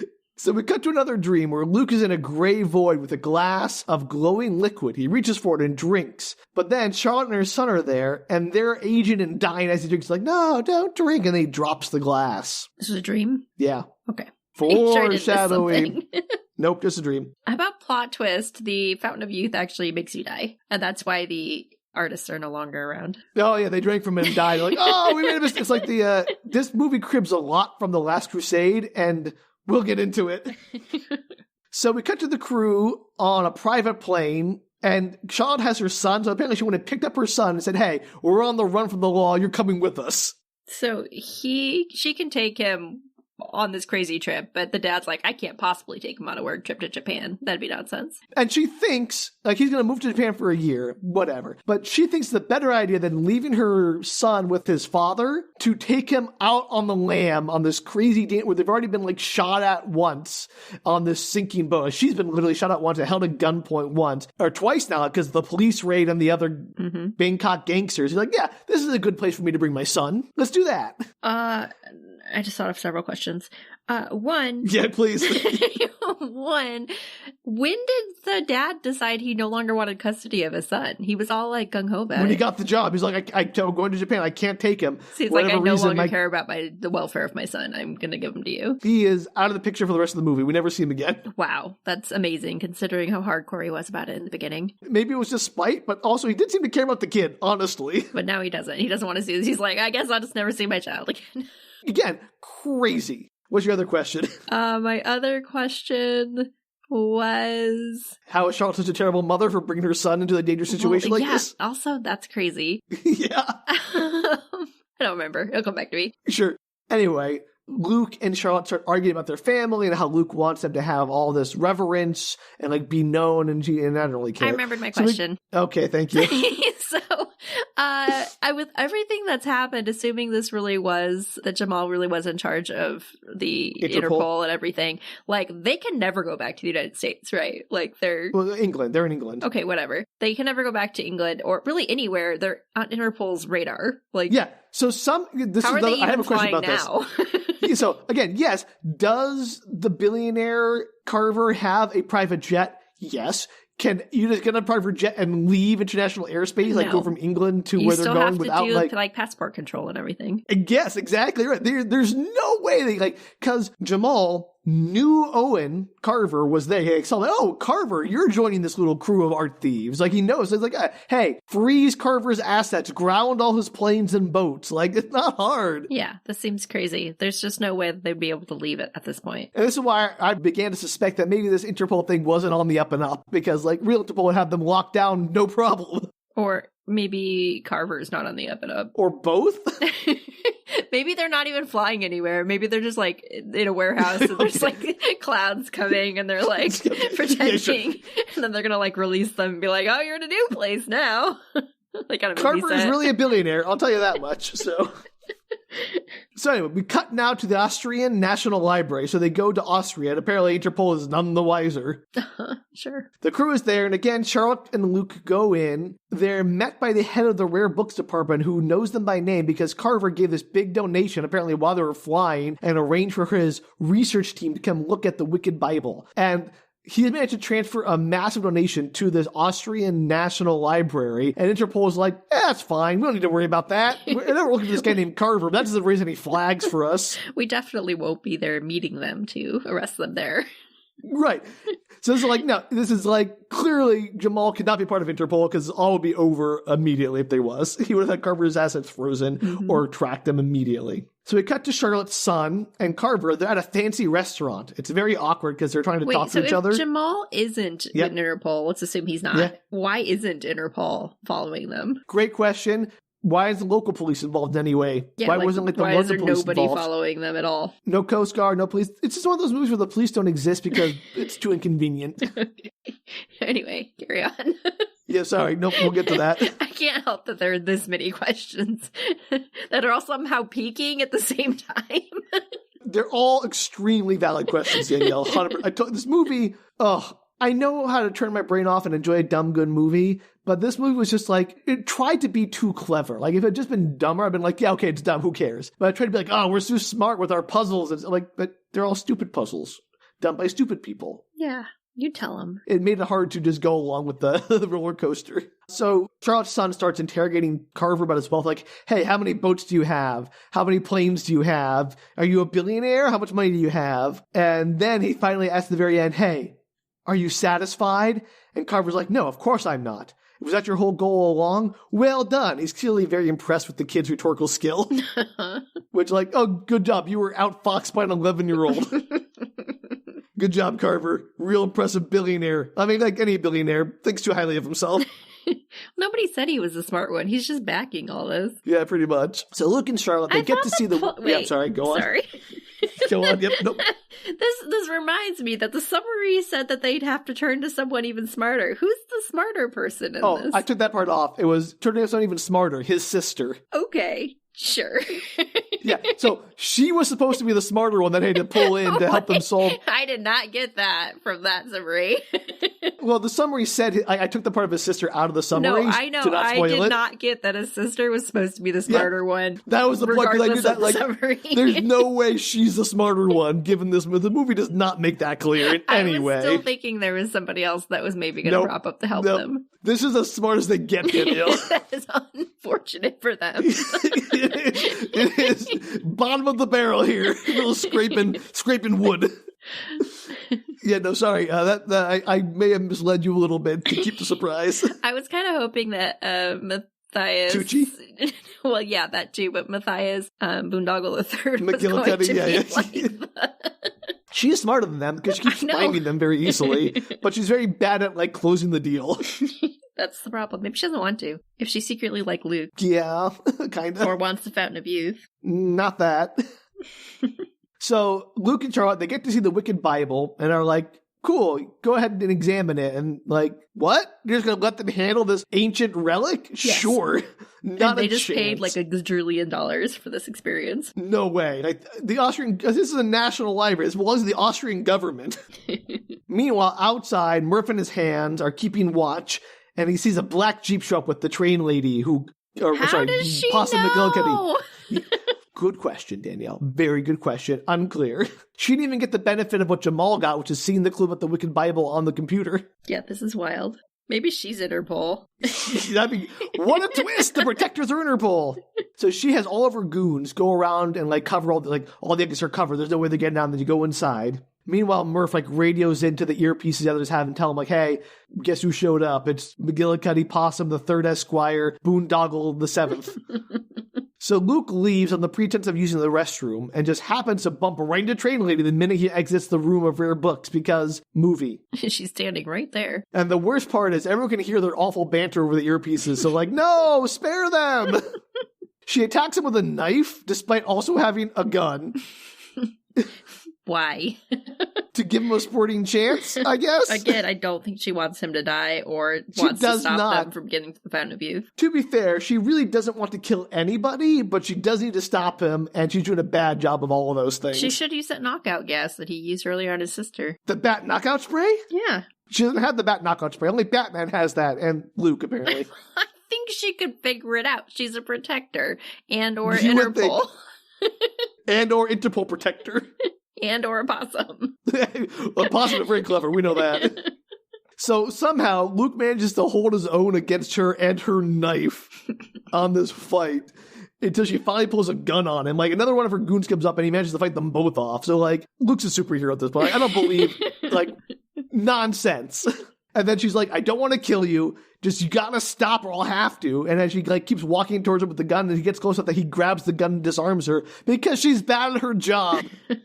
And then he, like, dangles her from a convenient rope over the balcony. So, like, yay, she's incapacitated for now. Anyway, he goes back into the room with Charlotte and the others, and he's like, okay, plan B. He starts, like, smelling. Like, he says, oh, do you smell that? And as the librarian starts smelling, he sprays her with the knockout gas and knocks her out. And that's when he and Dad grab the book with their bare hands, this ancient book, and shove it into their messenger bag. And like, we're stealing the book. Plan B. They found us. We got to take the book with us. And we're stealing this priceless artifact. And boy is Charlotte not on board with this. She's like, I didn't say to be a thief. We're on a treasure hunt. We're not on a steal priceless artifacts from the Austrian government hunt. We kind of are, though. And I'm like, oh boy, Charlotte, you really don't understand what you're doing, do you? Like... Yeah, like, you already stole 6 paintings to do this. You didn't think you was going to steal the Bible? So, like, I think she didn't really think this through at all. Not at all. While they're arguing, Deb sets up an explosive charge and blows a hole through the floor. Like, he opens up a grate and blows a hole through the floor. And they escape into a sewer down there. So they're on all the cameras in this library. They've knocked out the librarian. They've stolen the book. They've destroyed property. amazing. They're on everybody's hit list. There's like multiple countries' hit lists. No, nobody seems to care that much about this, actually. So meanwhile, Carver and Charlotte's son are leaving the restaurant, and they're accosted by two of the train lady's goons. However, Carver also turns out to be James Bond and kicks their butts, like he fights them off. He does the thing where he puts it in his pocket, like, don't worry, I got this. Like, throws change in one of the guy's faces, and it's like, ha-ha! And then, like, kicks all their butts. I'm like, when did, like, the billionaire, pampered, dying of cancer guy become a badass? And I'm beginning to think that maybe Carver isn't on the level. Just now. I just had that thought. Yeah. No, obviously not. Obviously, I knew the whole time that he was like, any time you got a billionaire, he's clearly the suspect number one. But like, the movie's not doing a really good job of hiding it, is what I'm saying. I mean, to be fair, you gave the billionaire the plot point of like, he just wants to survive. That's why he wants to find the Fountain of Youth. That could be the actual plot point for the billionaire. Oh, sure. But also, like, my first thought was, let's assume that he really wants to find the Fountain of Youth, right? He's obviously going to kill everyone around him to keep it to himself as soon as he finds it. Yes, of course. So, like, whatever the case, he's always going to be evil. I always knew that. Just once. He'd like one to be not evil. Well, the problem is you can't become a billionaire without being evil. It's a problem. Well, yeah, and if you're looking for the Fountain of Youth to stay immortal, basically. Or cure your liver cancer, I guess. Anyway, movie not as clever as it thinks it is.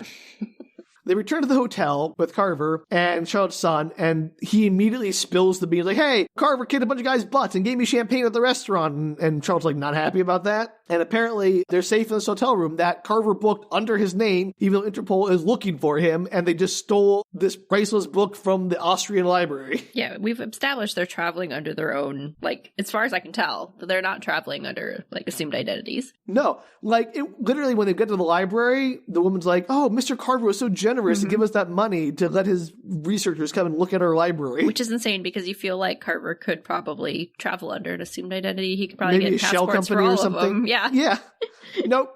Apparently, no one bothers to look up what hotel he's staying in and bust it in the whole time they're in Austria. They're just perfectly safe in this random 4-star hotel. 5-star hotel, whatever. So also, Jamal shows up at the library next, and only now decides to put a trace on Carver and all those planes. Like, you know what? We gotta find Carver. Put a trace on all those planes and boats. Like, now you figure that out. Now you do that? He didn't do that? No. No, he didn't now. So in the hotel, they're studying the Bible. They scanned every page of it, and they find there's nothing in the text, no clues in the text of the Bible. But there's something in the gilding on the pages that's made this pattern of like a 1,004 long pattern of 7 digits, 0 through 7. It's a code of some kind, but they can't crack it. And then Charlotte's son asks, are you sure it's numerical? But then Charlotte is all like, okay, you know what? Thomas, my son, shouldn't be here. We need to leave. I can't keep putting him in danger. It's too late. Yeah, like, you didn't think about that, before when you had all those, like, oh, now they're pulling guns on you, you have to leave. But before when they were pulling guns on you, it wasn't too dangerous. Like, nobody's motivations or, like, actions make any sense in this movie. Yeah, she should have just left him with a babysitter or something for a couple weeks. Yeah, it would have been a fine. Sent him off to his school. Or told her husband, you can take him to Japan, it's fine, I'll pick him up later. But no. And Luke has the audacity to say that, no, this is good for him. He needs to be exposed to the real world. Like, no, this is the real world, buddy. And he doesn't need to be exposed to people chasing after him with guns. No, and Charlotte calls out Luke for being totally obsessed with prizes and glory. He talks a lot about the journey. Like, you don't actually care about the journey, you just care about the prize. And she says her family was safe until he showed up. And Luke says she wasn't happy until these past few days, and her life was pointless without the adventures, and she storms off with her son. Your whole life was pointless. Yeah, like, this is Luke's whole ethos, is that, like, unless you're doing these stupid adventures with me, your life is meaningless. It doesn't matter. No one who does anything but what I do is only that matters in the world. And somehow the nephew doesn't find this very offensive. No, the nephew is, like, still enamored with him. Be like, wait a minute, am I pointless? Yeah, you are, kid. So as they get to the hotel, her son is like, Mom, I gotta tell you something. That pattern they found, it isn't numbers or math. And I'm like, oh, wait, it's music. He's a music genius, of course. It's music, 0 through 7. Mm-hmm. So she takes him back up to the hotel room. She's like, okay, you know what? I'm back on board. You've cracked it, so we're on board again. Like, that's all it takes to put her son back into danger. She shouldn't have told them. No. She should have left. Yeah. She should just Good left. luck without like, me. Yeah. Why do you care? You should take your son home. You gotta hope the police don't find you and they catch them and leave you out of it. There's no police. It doesn't matter. She could just fly home, apparently on commercial flight. No one cared. Apparently it'd be fine. Nobody's looking for her. But no, she marches her son back into the room, is like, hey, tell them what we found. And he's like, oh, it's music. It's like, haha, my 11-year-old son was smarter than all of you geniuses. So I think she just did it for bragging rights, which is somehow worse. So then his son, like, transcribes, quote unquote, the notes onto his computer. And, like, he types, like, 4 notes. He's got the whole 1,000 of them on his computer and starts playing the notes and playing the song. Like, somehow he even has, like, the right key and the like the rhythm too. Like somehow he knows, like, even though it's just 7 notes, he also knows, like, oh, those are 1/8 notes or quarter notes or whatever. Okay, sure. And so then Murphy, with his magic computer, goes like, oh, it's identified the song. It's a music called Water in the Desert and honors the 7 wonders of the ancient world. It's an ancient song. No one knows who wrote it. Sure. And they're like, the 7 wonders of the world? Uh-oh. So they bring out a map of the 7 wonders of the world, and it lines up with the position of the 6 letters from the back of the paintings. Like, they match up. Like, oh, like, it makes a pattern, except that one of the 7 wonders doesn't match up. It's the 6 and 1. It's the one that's been left out. That's where they need to go next. Guess where it is? Babylon. Name a 7 wonder. Name one of the 7 wonders of the world that's still around. Sphinx? I don't know why. I don't know any. Pretty much the pyramids. It's the pyramids. It's the pyramids. Like, what else is a 7 wonder? Yeah, it's the pyramids of Giza. They're going to Giza. It's the pyramids. That's it. Of course it is. Because apparently the Fountain of Youth is in Egypt, I guess. You know, notoriously fountain-rich Egypt. Deserts. Well, that's why it's there. I guess. Nobody would suspect it. The best place to hide the Fountain of Youth. Desert. Egypt. So Charlotte is back on board as long as she's like, Carver, you got to provide security. He's like, sure, I got a team I can call in immediately. That they weren't using before. Yeah, apparently not. And also, like, no? How is having a security? Is this going to make everything more gun shooty, right? I would, again, just say, instead of hiring an entire security force that they apparently hire don't a need, nanny. hire a nanny. Hire a nanny. Right then. Leave him in Austria with an Austrian So nanny. He much can do a cheaper. sound of music. Get an Austrian nun who likes to sing and talk about goats and have her raise your son for you. There's almost certain, like, put him in a music camp for 2 weeks. Like, there's got to be something going on where he can, like, You got disappear. a billionaire who's apparently in magic and can, like, fly your son anywhere. Like, he's got to You be can a have a solution. personal tutor for the next 2 weeks that also is a nanny. Like, Right. No, apparently the better solution is take my son with us to this dangerous place, with this time with more armed people. so annoying. Not even Highlander did that. Highlander, makes so much more sense in this movie, and I hate that. I really hate At least that. he put his kids somewhere and was like, hey, you stay tight. Stay tight in Morocco with this man who can protect you while I go fight an ancient wizard buried in their cave. That makes more sense in this movie. Think about that.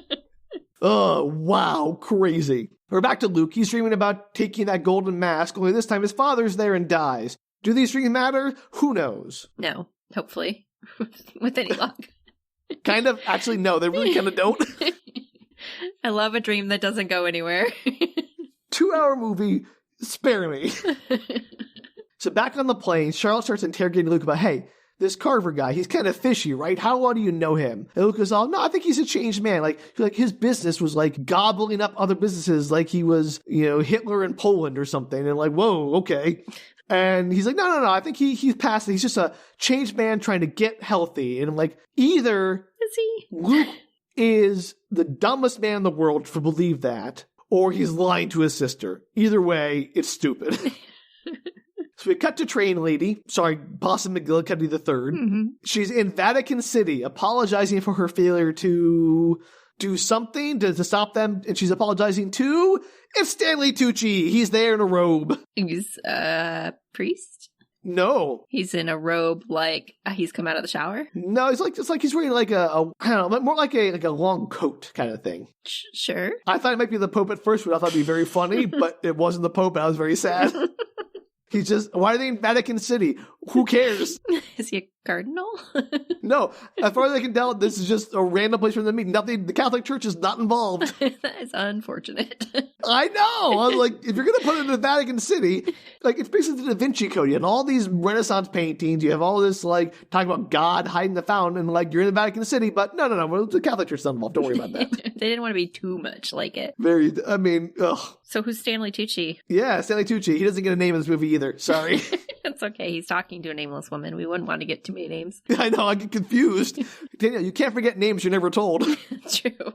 Actually, this is my perfect movie. It's great. It was great like 3 characters I have to remember, and I still forgot Jamal and Charlotte's Web.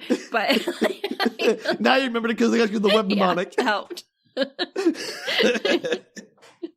So Tucci is all, they haven't succeeded yet, so you haven't failed yet. And she's like, they're going to succeed. They have the Bible. He'll work it out, even though no one else has worked this out in 400 years. Okay, here comes my digression for a moment. Here's the problem I have with these kind of like treasure hunt movies, if they're badly done, is that like the clues have to be so obscure that no one has been able to figure it out in hundreds or thousands of years, right? Right. But they'd be easy enough that the heroes can crack them in like minutes because the movie has to keep moving. And it's like, no, that's just dumb. Like, how does that work? It's probably a very hard balance to strike if you're doing a puzzle movie. And most things fail at it. Like, this is like the most egregious version of that I've ever seen in my life, where it's like, no, there's no way these clues are these obscure and these people are cracking them instantly and no one else thought about this. Like the painting in the bottom of the ocean, like no one thought to get that? Just leave it there? Even if they didn't know about the clues, they could have just said, hey, free Rembrandt, get rich. I think it's hard because often in the puzzle movies, you have somebody who's like a specialist in this very specific thing. And that's the thing. Like, that's why they know they're like able to put the pieces together because they have a very specific knowledge base. But this is not the case for this movie. No. Well, that's why, like, the librarian movie, you have a librarian who's like, 47 degrees and knows, like, that's his whole thing. It's like, yeah, okay, he can solve these, be able to fake connections that like other people can't make. Sure. This movie does nothing to earn that. Yeah. And also, I don't know why these clues exist in the first place. Who hid these clues all around the world? Why did these Renaissance artists do this? Oh, yeah. I thought of that earlier again, and I was going to interrupt, and I forgot. But, like, it made even less sense later on. We discussed it earlier, but it makes less sense now. Like, why would they? Why would they? Why? And again, why would a bunch of painters hide a music clue in a Bible from England if they're all Italian Renaissance painters? But why would there be clues at all? Period. Yeah.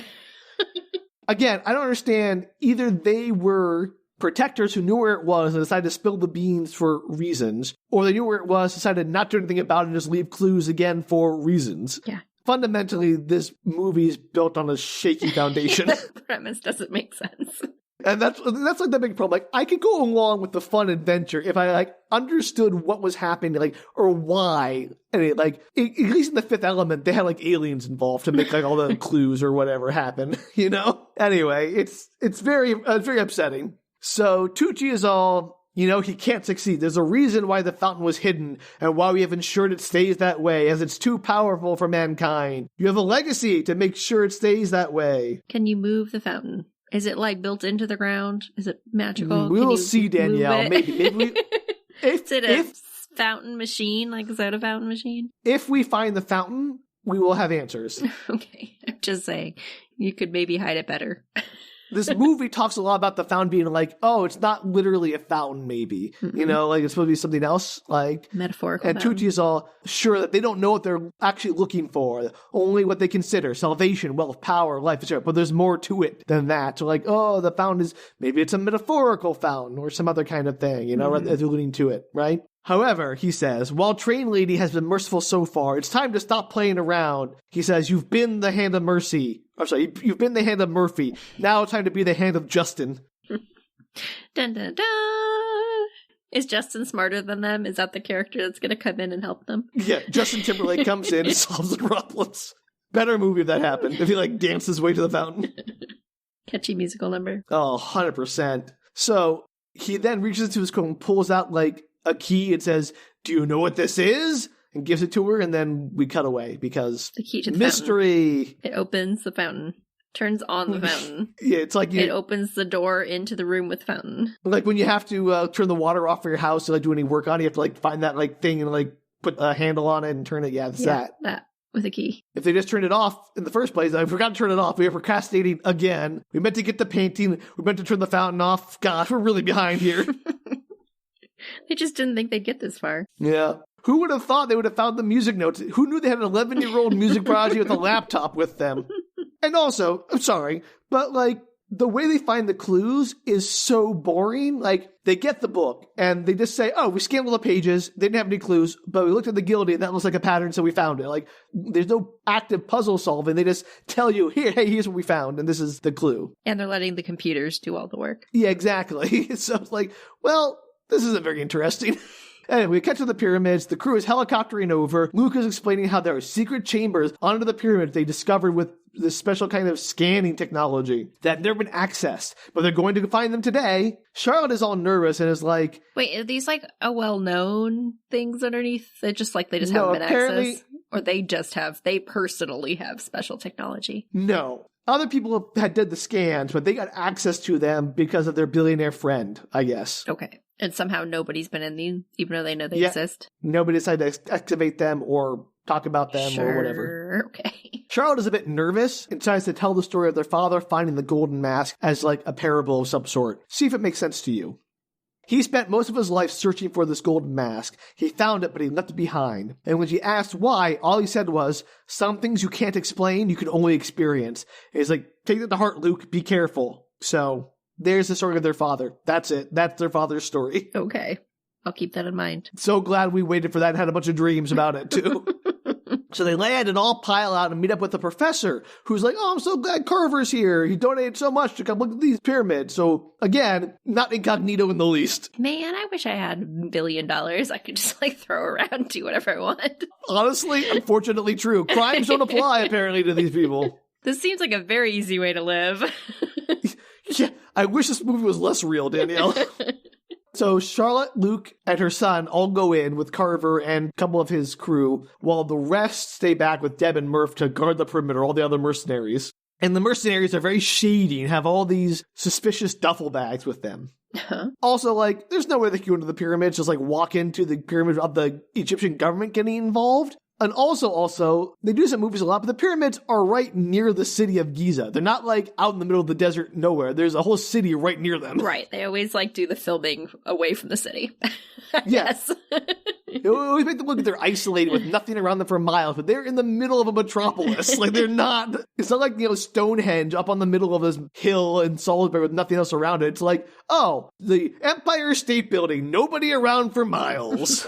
Which, honestly, is almost trippier that the pyramids are, like, a stone's throw away from, residential and commercial buildings. It's very, like, imagine. But no, movies have to have these isolated pyramids. And again, the Egyptian government would be involved in this. It would be like, oh, he gave you $1 billion? Sure, let this random Englishman raid the pyramids. English people in the pyramids never goes wrong for us. Things never end up in the British Museum. Or, mummies. Yeah, they don't get eaten by the British. That's never happened before. I think there would be some scrutiny of this.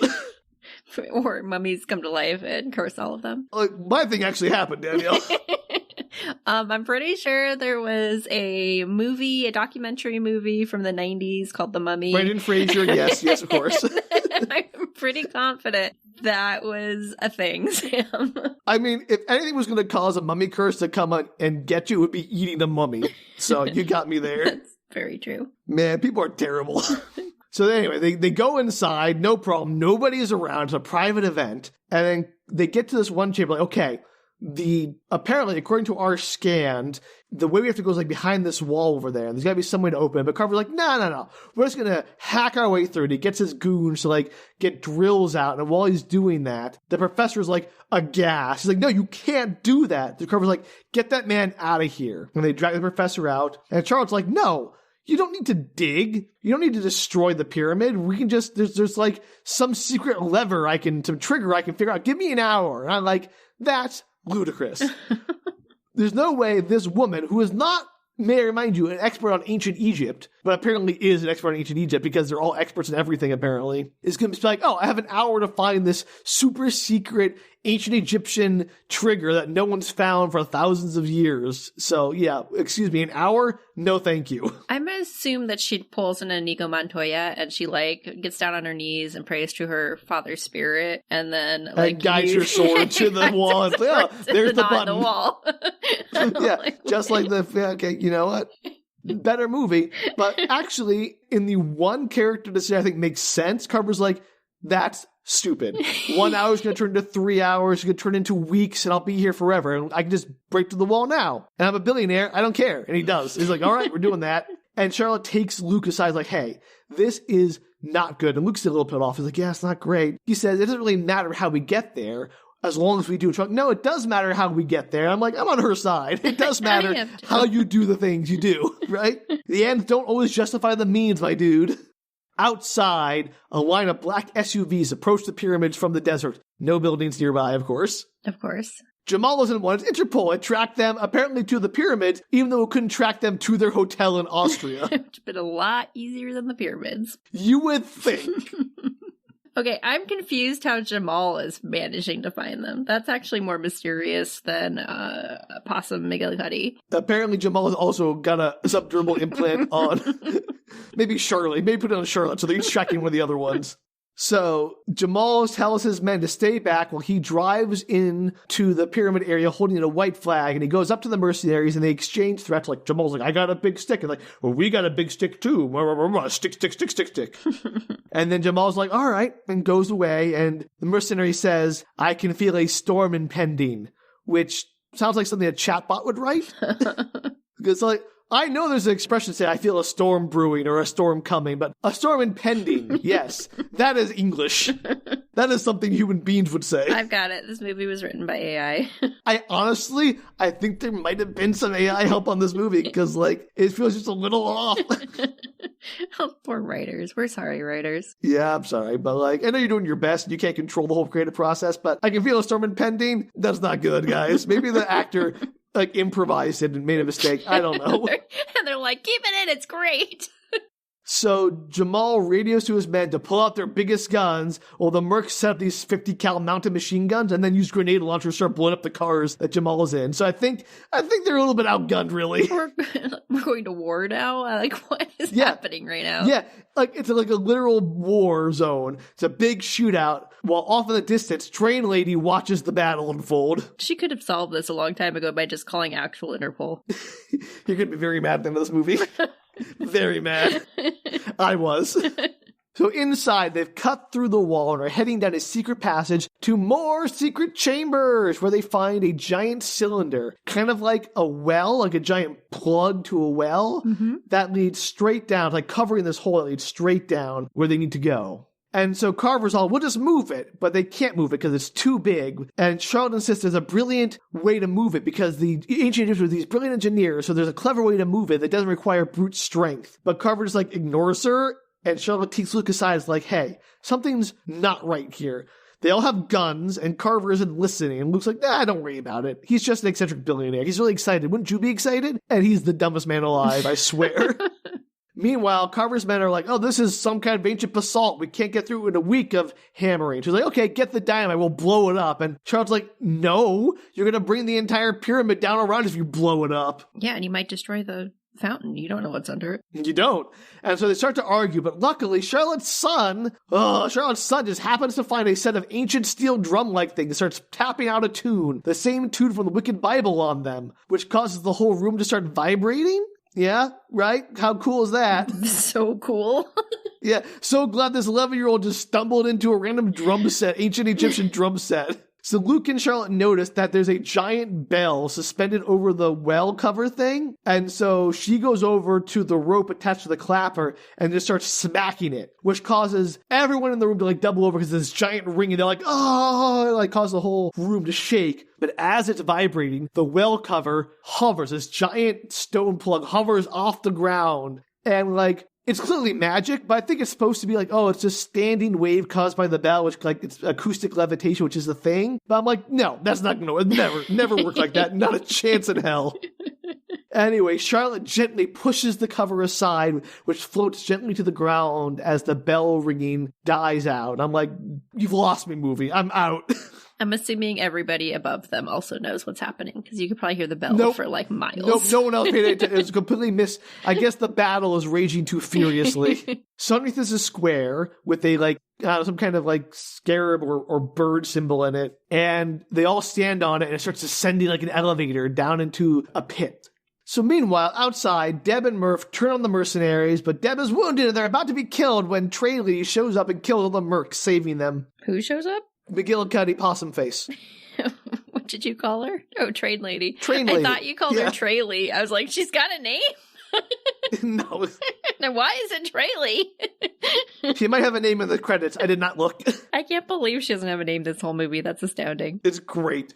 So McGillicuddy runs into the pyramid, followed by Jamal, who suggests, hey, we're on the same team, I hope. And so they're working together. Meanwhile, the elevator ends in a hall filled with paradoxes inscribed on the wall, which apparently Luke and Sean can just read this ancient text on the wall. They're apparently experts in all this stuff. They can just read it perfectly. What? Is this from, like, past lives of helping their dad or something? Maybe, but nonsense, because, like, no. And she's like, oh, they say, like, the blessings that are a curse, and angels that are demons, salvation mixed with damnation, that kind of thing. Mm-hmm. And then Charlotte finds one carving on a wall. It says, blessed is he who drinks without thirst. The thirsty man betrays himself. Like, cool, that's worth it. Thank you.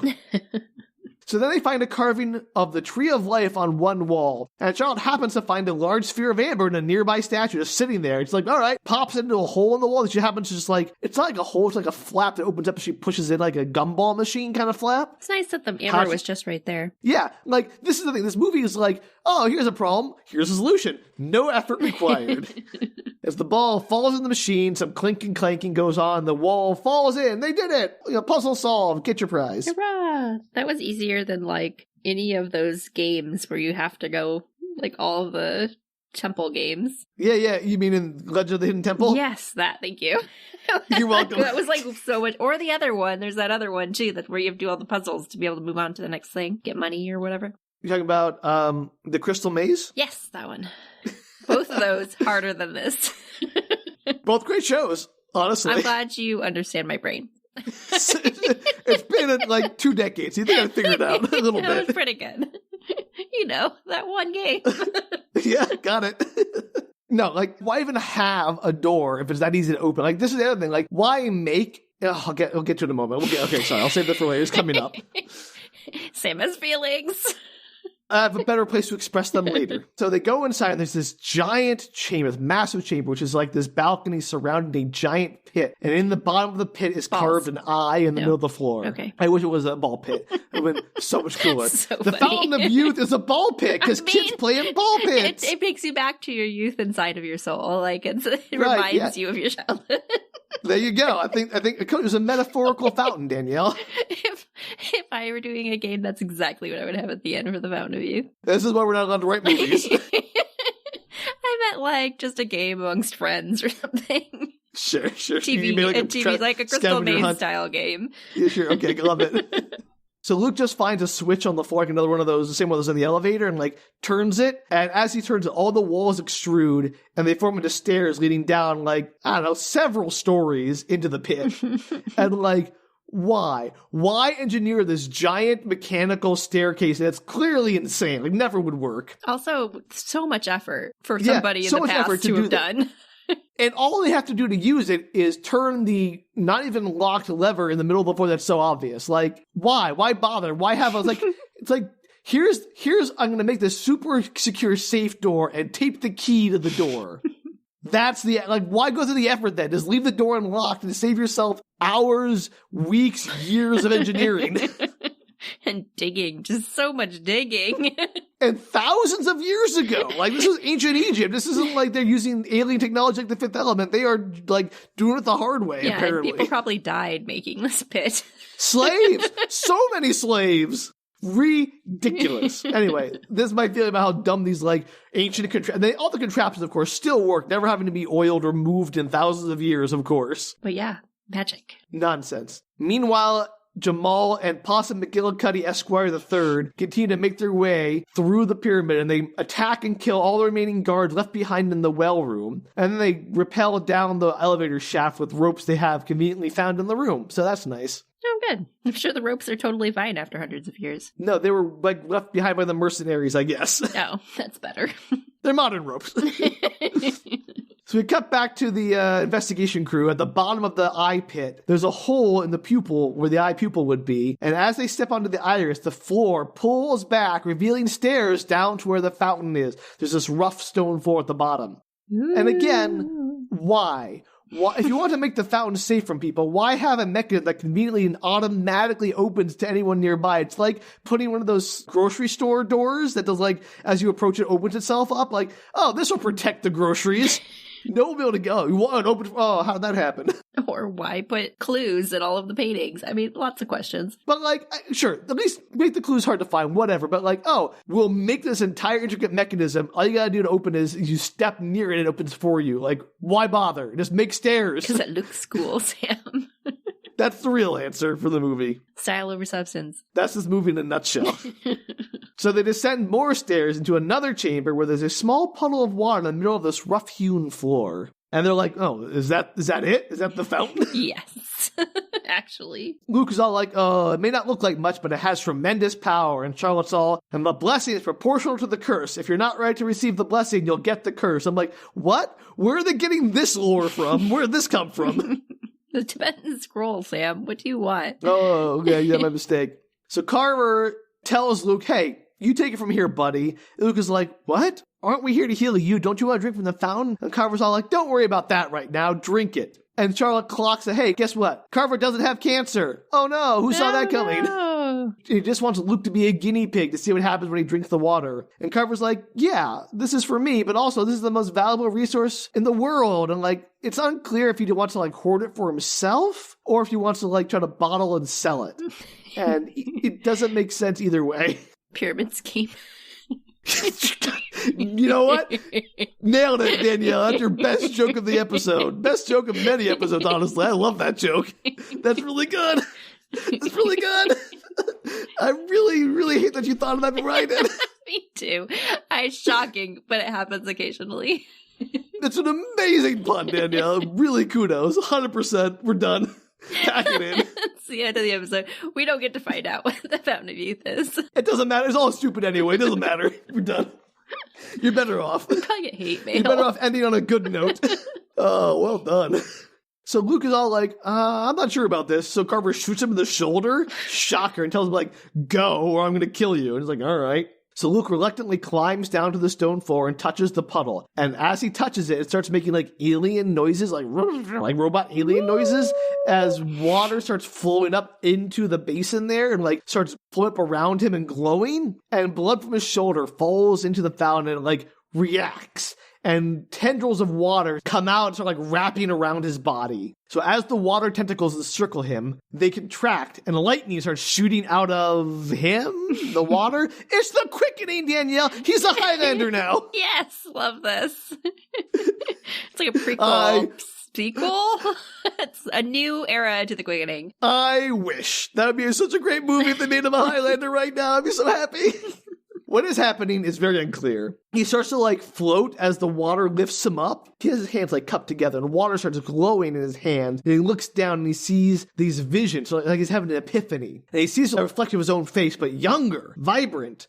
As he looks closer, he seems like he's about to drink it when the scene of the water shifts to that of the one from his dream where Charlotte and her son were growing old and dying while he drank from that cup. And he sees a trail of light and energy flowing from them to his cupped hand where the water is. And a single tear falls from his eye and he looks back at the real Charlotte and then lets the water fall from his hands. The water still like heals the wound in his arm though. Decides, hey buddy, this one's on me.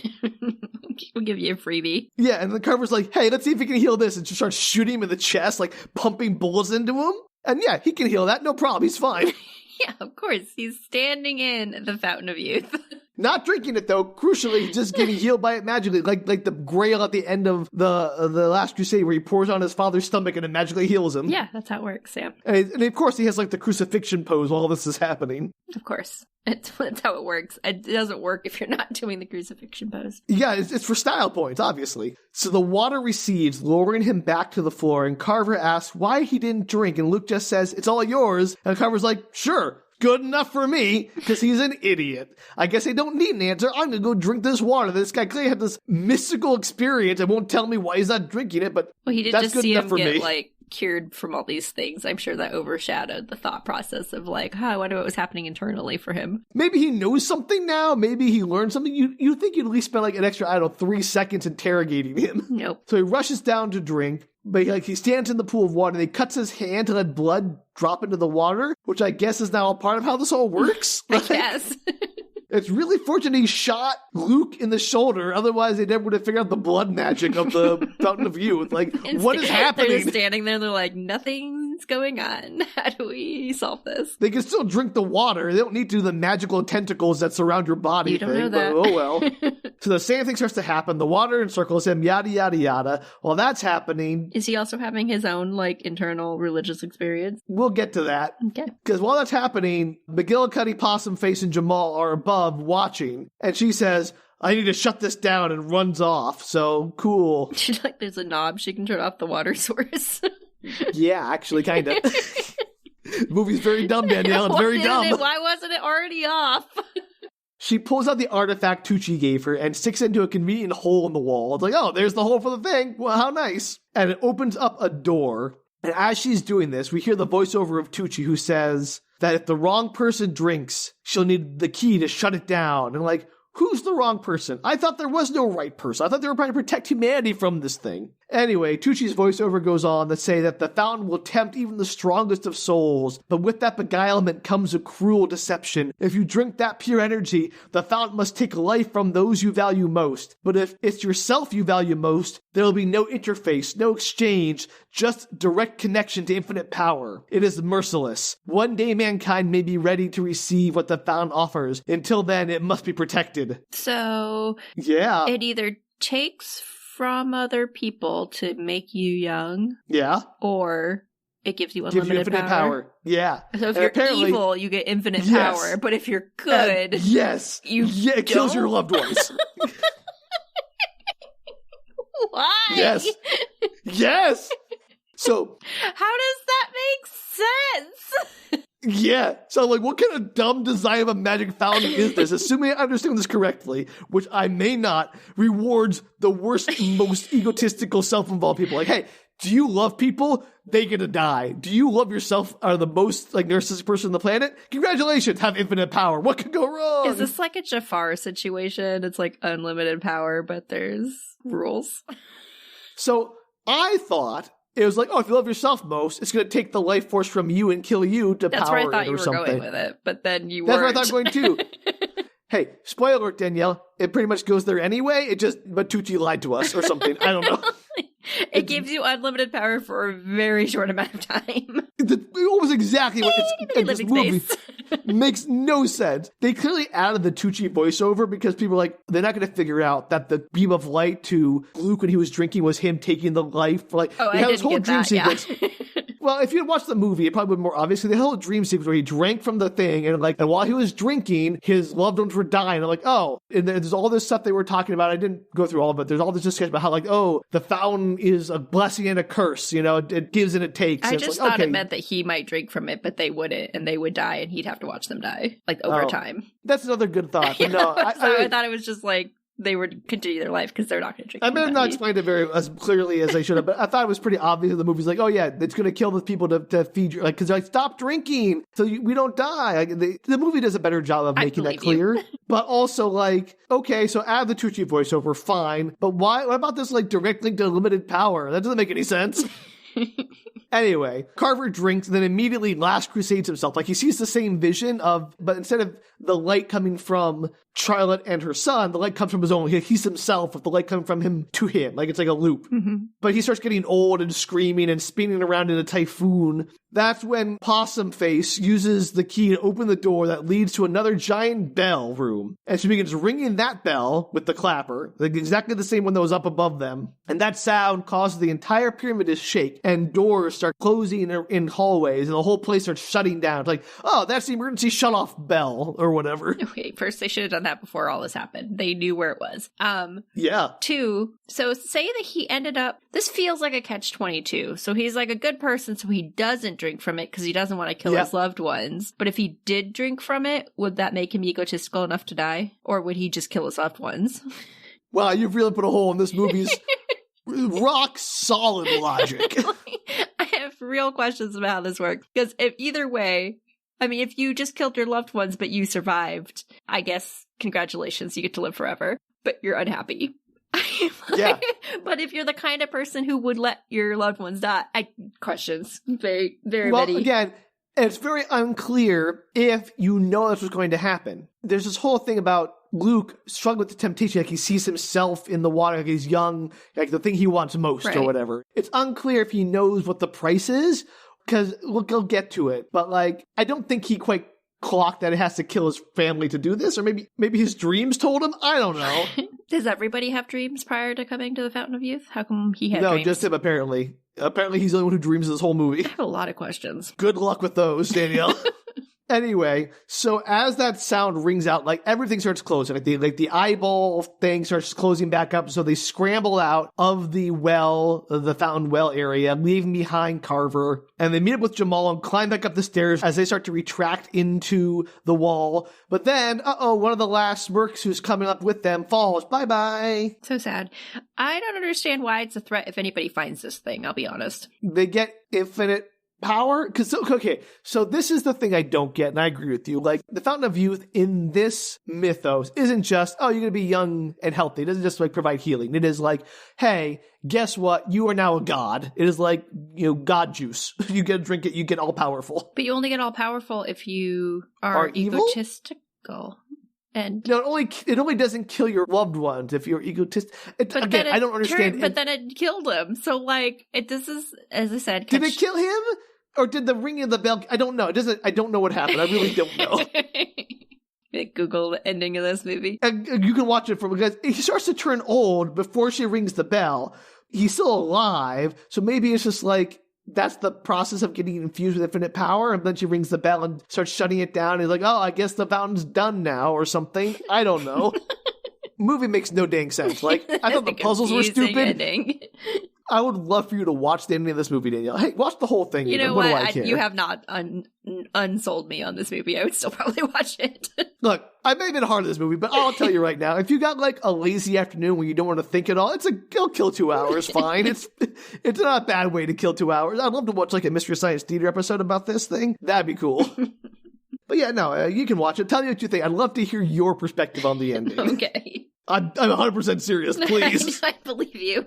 Anyway, they all get out, and Luke almost doesn't make it because the stairs retract, but he's holding on to the edge, and Possum, McGillicuddy, Matthias the Seventh, whatever, shows up to save him. They run back through the hallways as the ceilings are like pillars, basically like crashing down, like trying to crush them, but they just keep dodging out of the way, so great security bell guys. ringing like destroyed the whole structure. It's shutting down the entire Why didn't they just do that to begin? Why does this thing even exist? Like, why not destroy it? Yes. Why have like this elaborate clues to this elaborate, very easily accessed thing, and then have this like shutdown button that is a key that Tucci has in the Vatican? Yeah, I would have destroyed it years ago. Like, why bother having it at all? What's the point? Apparently, humanity might be ready for it someday, but I guess they're like, well, too late. We'll destroy it anyway. It doesn't make any sense. It anyway.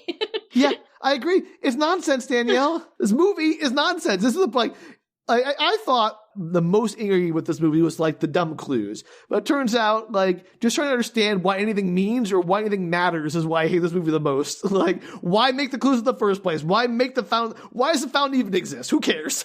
You could have destroyed it as they were arriving at you knew they were going to the pyramids. You could have just got ahead and destroyed it, and they got there, and surprise, there's nothing there. Tucci told her you only need to destroy it or stop it if the wrong person drinks, and like that implies there's the right person. Both the wrong people to drink from it. Well, that's the thing. Like, it implies that had Luke drank, he would have been the right person, even though he killed his sister and his nephew, and she wouldn't have stopped it if that was the case. I don't know, Danielle. We're never going to see that ending. Okay. Anyway, we got it. Carry on. They raise the Lost Ark their way out of the collapsing caves, back into the room with the pyramid where they first exited. They're like, we're safe. Hooray. I don't know how they got back up the elevator. That's never clear. Ropes. So Charlotte asks Luke, was it everything he wanted? And Luke says, no, it was just everything. And if you're not ready for everything, don't drink. So it wasn't about not killing them. It was about not being ready for everything. Was everything killing them? I don't know. This movie explains nothing. Are you sure it's not a metaphor for them growing old and him not? Yeah, because Tucci explicitly says it kills people when you drink it. It takes their energy to make it happen. Because they add that Tucci voiceover. I might have believed the metaphor of Tucci wasn't voiceovering in this movie. Tucci would never lie. Matthias, possum face, whatever, pulls Luke aside and says, there aren't many who can touch and not take. And I'm thinking, oh, okay, there's the flirting. And Luke is all, does that mean I'm special? Back outside, Charlotte talks to Jamal saying, hey, you found the paintings, and conveniently, the guy behind the crime's Carver. So we're all good here, right? You don't need to arrest anybody. So apparently Jamal really is Interpol and just sucks at his job. Sucks real hard. Yeah, so, like, he was such a terrible Interpol agent. I'm like, he's gotta be, like, something else. He's gotta be, like, some treasure hunter or whatever. Like, nope, he's just a terrible Interpol agent, a smarmy, and very bad at his job. Impressive, really. Amazing. He's like, yeah, I guess that works for me. You're all free to go. That's not how that works at all. They were all involved in all of the crimes. Nope, it's all Carver. Carver's dead, and he saw magic, from the pound. So it's like, yeah, you guys are free to go. No worries. Paintings are back. Carver's dead. We're all good here. We don't even need to take your story or anything. Nope. He just learned that this is all real. It's like, I'm okay with that. It doesn't matter. He's seen them things. So Possum, McGillicuddy, and Luke are walking away, and she says, now don't go hunting any more things. Some things just shouldn't be found. It's like, oh, there's more to find, which is clearly like sequel bait. Right. So that never happened. Or at least I hope it doesn't happen. We'll see. It's still early yet. And then she kisses him on the cheek and tells him she'll kill him if he gives her more work. Womp womp. And then she leaves. So Luke and Charlotte and the rest meet up with the rest of the crew, and they all walk off as Luke is all, hey, Charlotte, sorry I got you fired, but I know some collectors in Cairo who might want to hire you for something. And Charlotte's all, or maybe we could find something lost. And her son chimes in, oh, I've got an idea of what we could find. Cue the credits. Ba-dum-bum. End of movie. Music swells. There you go. What a movie. Fountain of Youth. It's fountain of something. Fountain of nonsense, more like. Hey-oh! I gotta say, though, this movie, the most realistic part is how the billionaire obsessed with his own immortality ruins the world for everyone else. Yeah. So, nailed that. Everything else, nonsense. It's a metaphor for life. It's not a metaphor, it's just a fact. You have more questions, Danielle? So many questions that you can't answer. Sorry, can't help you. So many. Good. Look, watch the movie and see if you can answer my questions, please. Wow, that was something. Yeah, well, it gave me a new appreciation for the librarian movies, I gotta say. I like those a lot more. I knew we'd get you on the Noah Wyle train. I gotta say, Noah Wyle, much more charismatic than any character in this movie. You haven't seen him in anything else, so. I know. And even that was like, okay, well, he's doing better here, so great. Look, if you want a 2 hours to kill and you want to be upset by things, great movie to watch. It's a lot of fun. It's a good, I think it'd be an excellent group watch. We ought to get to put your friends together and laugh like, that puzzle's dumb. You're all dumb. So good. If you out there have answers to the questions of this movie or are named Matthias or Luke, please write into us. That's true. We do want to know you exist. Yeah, we do. We love to hear about you. You can do so at bookretorts.com. You can also blue sky us at bookretorts. And if you want to help fund Danielle and my adventuring party where we're going to go out and do adventures and recover stuff, things, we haven't quite figured it out yet. Maybe we'll be archaeologists. Maybe we'll librarian it up. Maybe we'll, what do you want to look for, Danielle? You got any good ideas? Apparently. Oh, art thieves. Oh, you want to fund our art thieving career? Sure. Apparently, Interpol doesn't care about art theft, so we're fine. We'll put together a more comprehensive list of the skills that we're actually good at. I don't think we have to do that, Danielle. We have no more skills that we want to advertise. We have secret skills. If you want to fund our adventuring academy, we can make an adventuring academy. I like that, or something. Yeah, an adventure academy. How to be adventurers. We don't know how to do it, but we can teach you. We look at your past failed adventures, and we tell you how you can do better. Oh, just like this movie. We tell you, hey, you should have taken this safe out of the ship. Save yourself a lot of trouble. For future adventuring, we're trying to train you. We're like consultants, adventuring consultants. There it is. We nailed it. The world always needs more consultants, Danielle, and that's us. Well, we want to become billionaires. We too can die evilly in the Fountain of Youth. I don't know, Danielle. I kind of like not being completely corrupt in some way. Anyway, you can do that at patreon.com/bookretorts. Yeah. Okay, thanks for your contributions. Love it. We'd add to that. Usually cheer a little or something. John. There you go. All right, well, until next time, maybe see if you can find the secret on the back of the painting before stealing it. There are so many solutions to this. Make this plot a Or lot better easier. yet, just don't steal it. Leave it alone. Leave the Fountain of Youth alone, because you're probably going to get shot. It's not a good idea. Yeah, among other things. All right. Well, until then, bye. Take care, everyone.